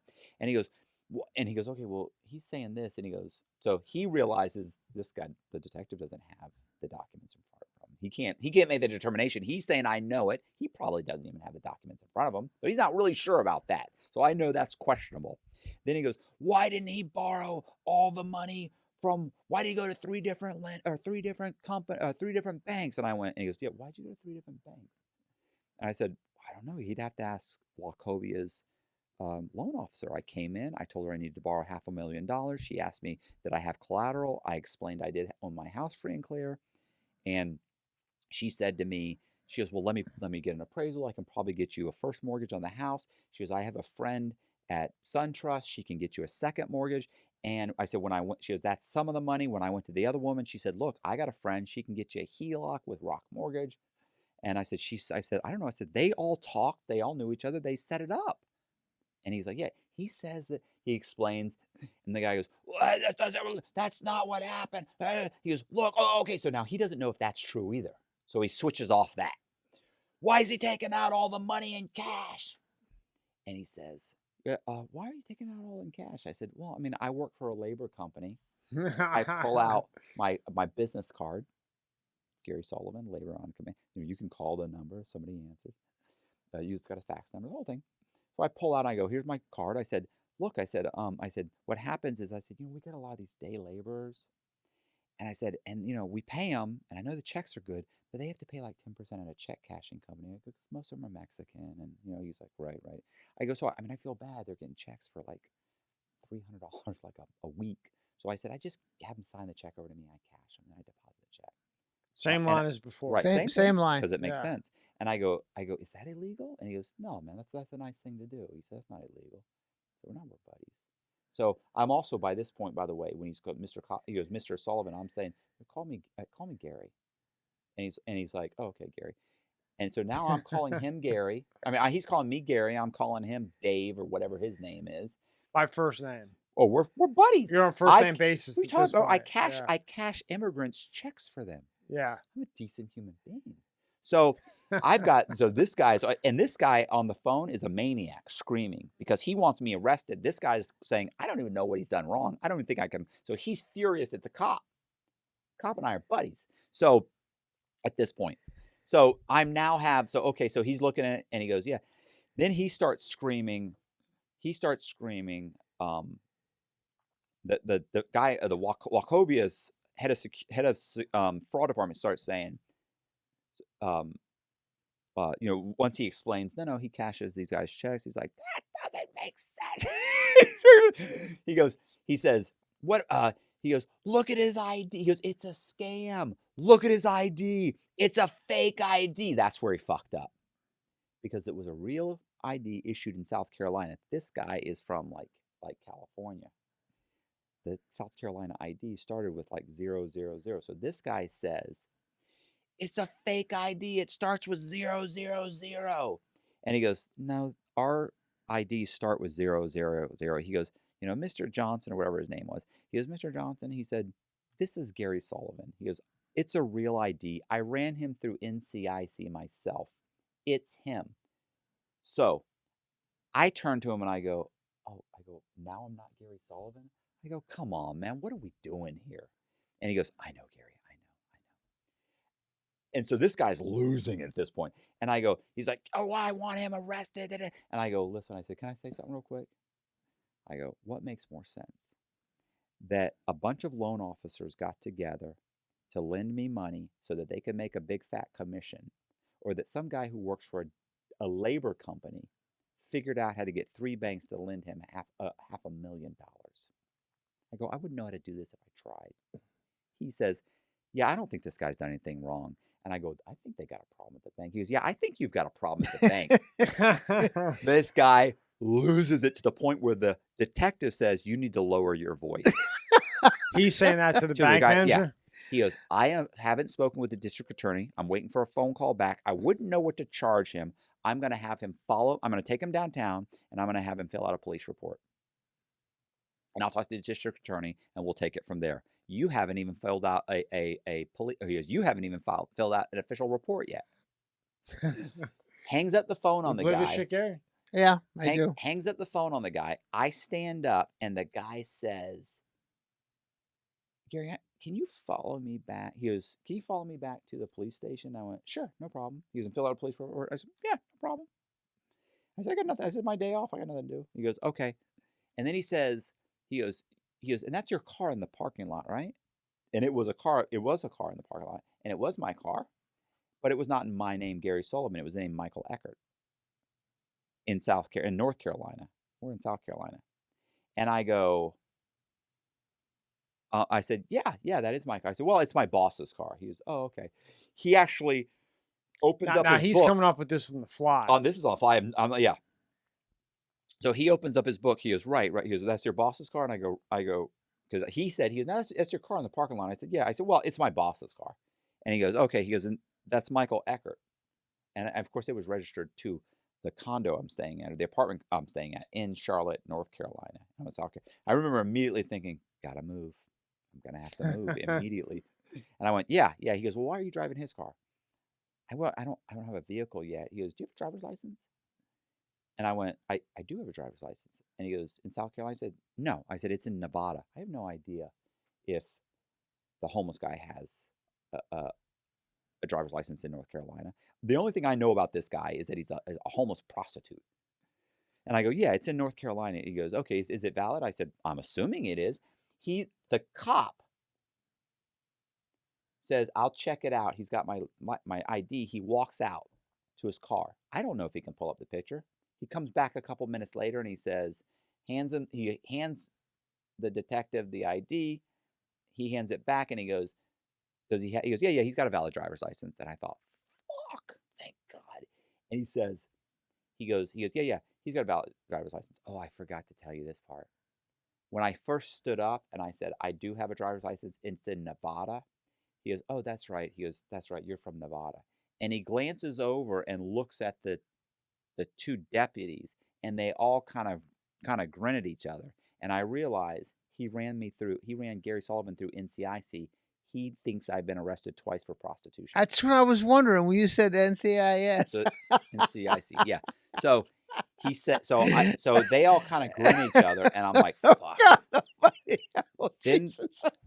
Then the guy walks outside. He checks the ID, the driver's license. He comes back.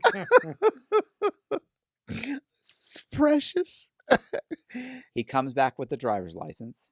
He says, is it valid? He says, yes, it's valid. And he goes, so everything checks out? And he goes, well, it says he's 5'10", and they all look at me, and I go, well, with a good pair of shoes, and they all go, ha ha ha, Gary, follow us to the police station.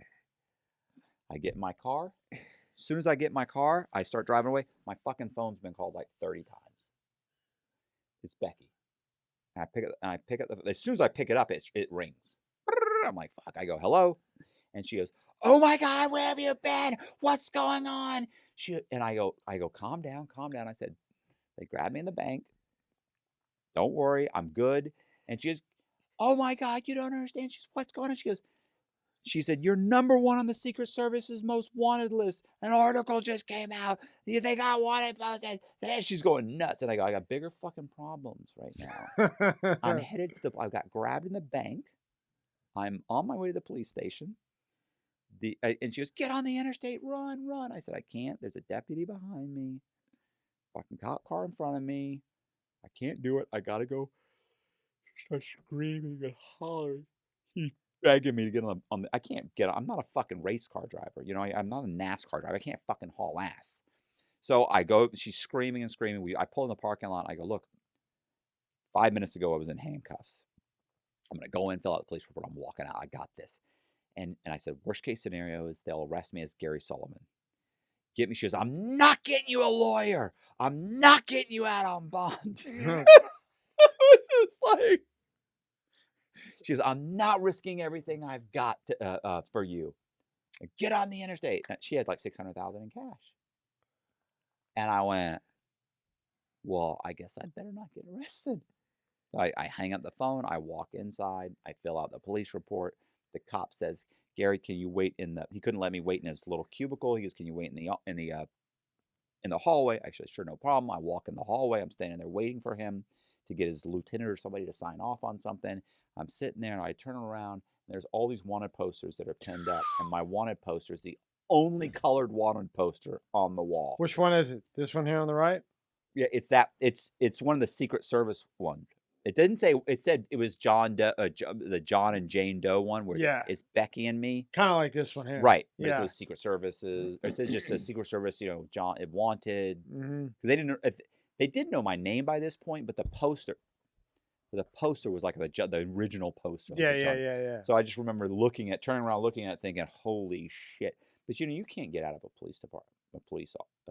You can't get out. Does that make sense? Like, if I wanted to run, I couldn't get out of the building. No, where are you going? Yeah, well, I mean, if I ran in the elevator, you have to push a button. If I get through this door, you got to push a button. Somebody has to buzz you through. So you're not leaving.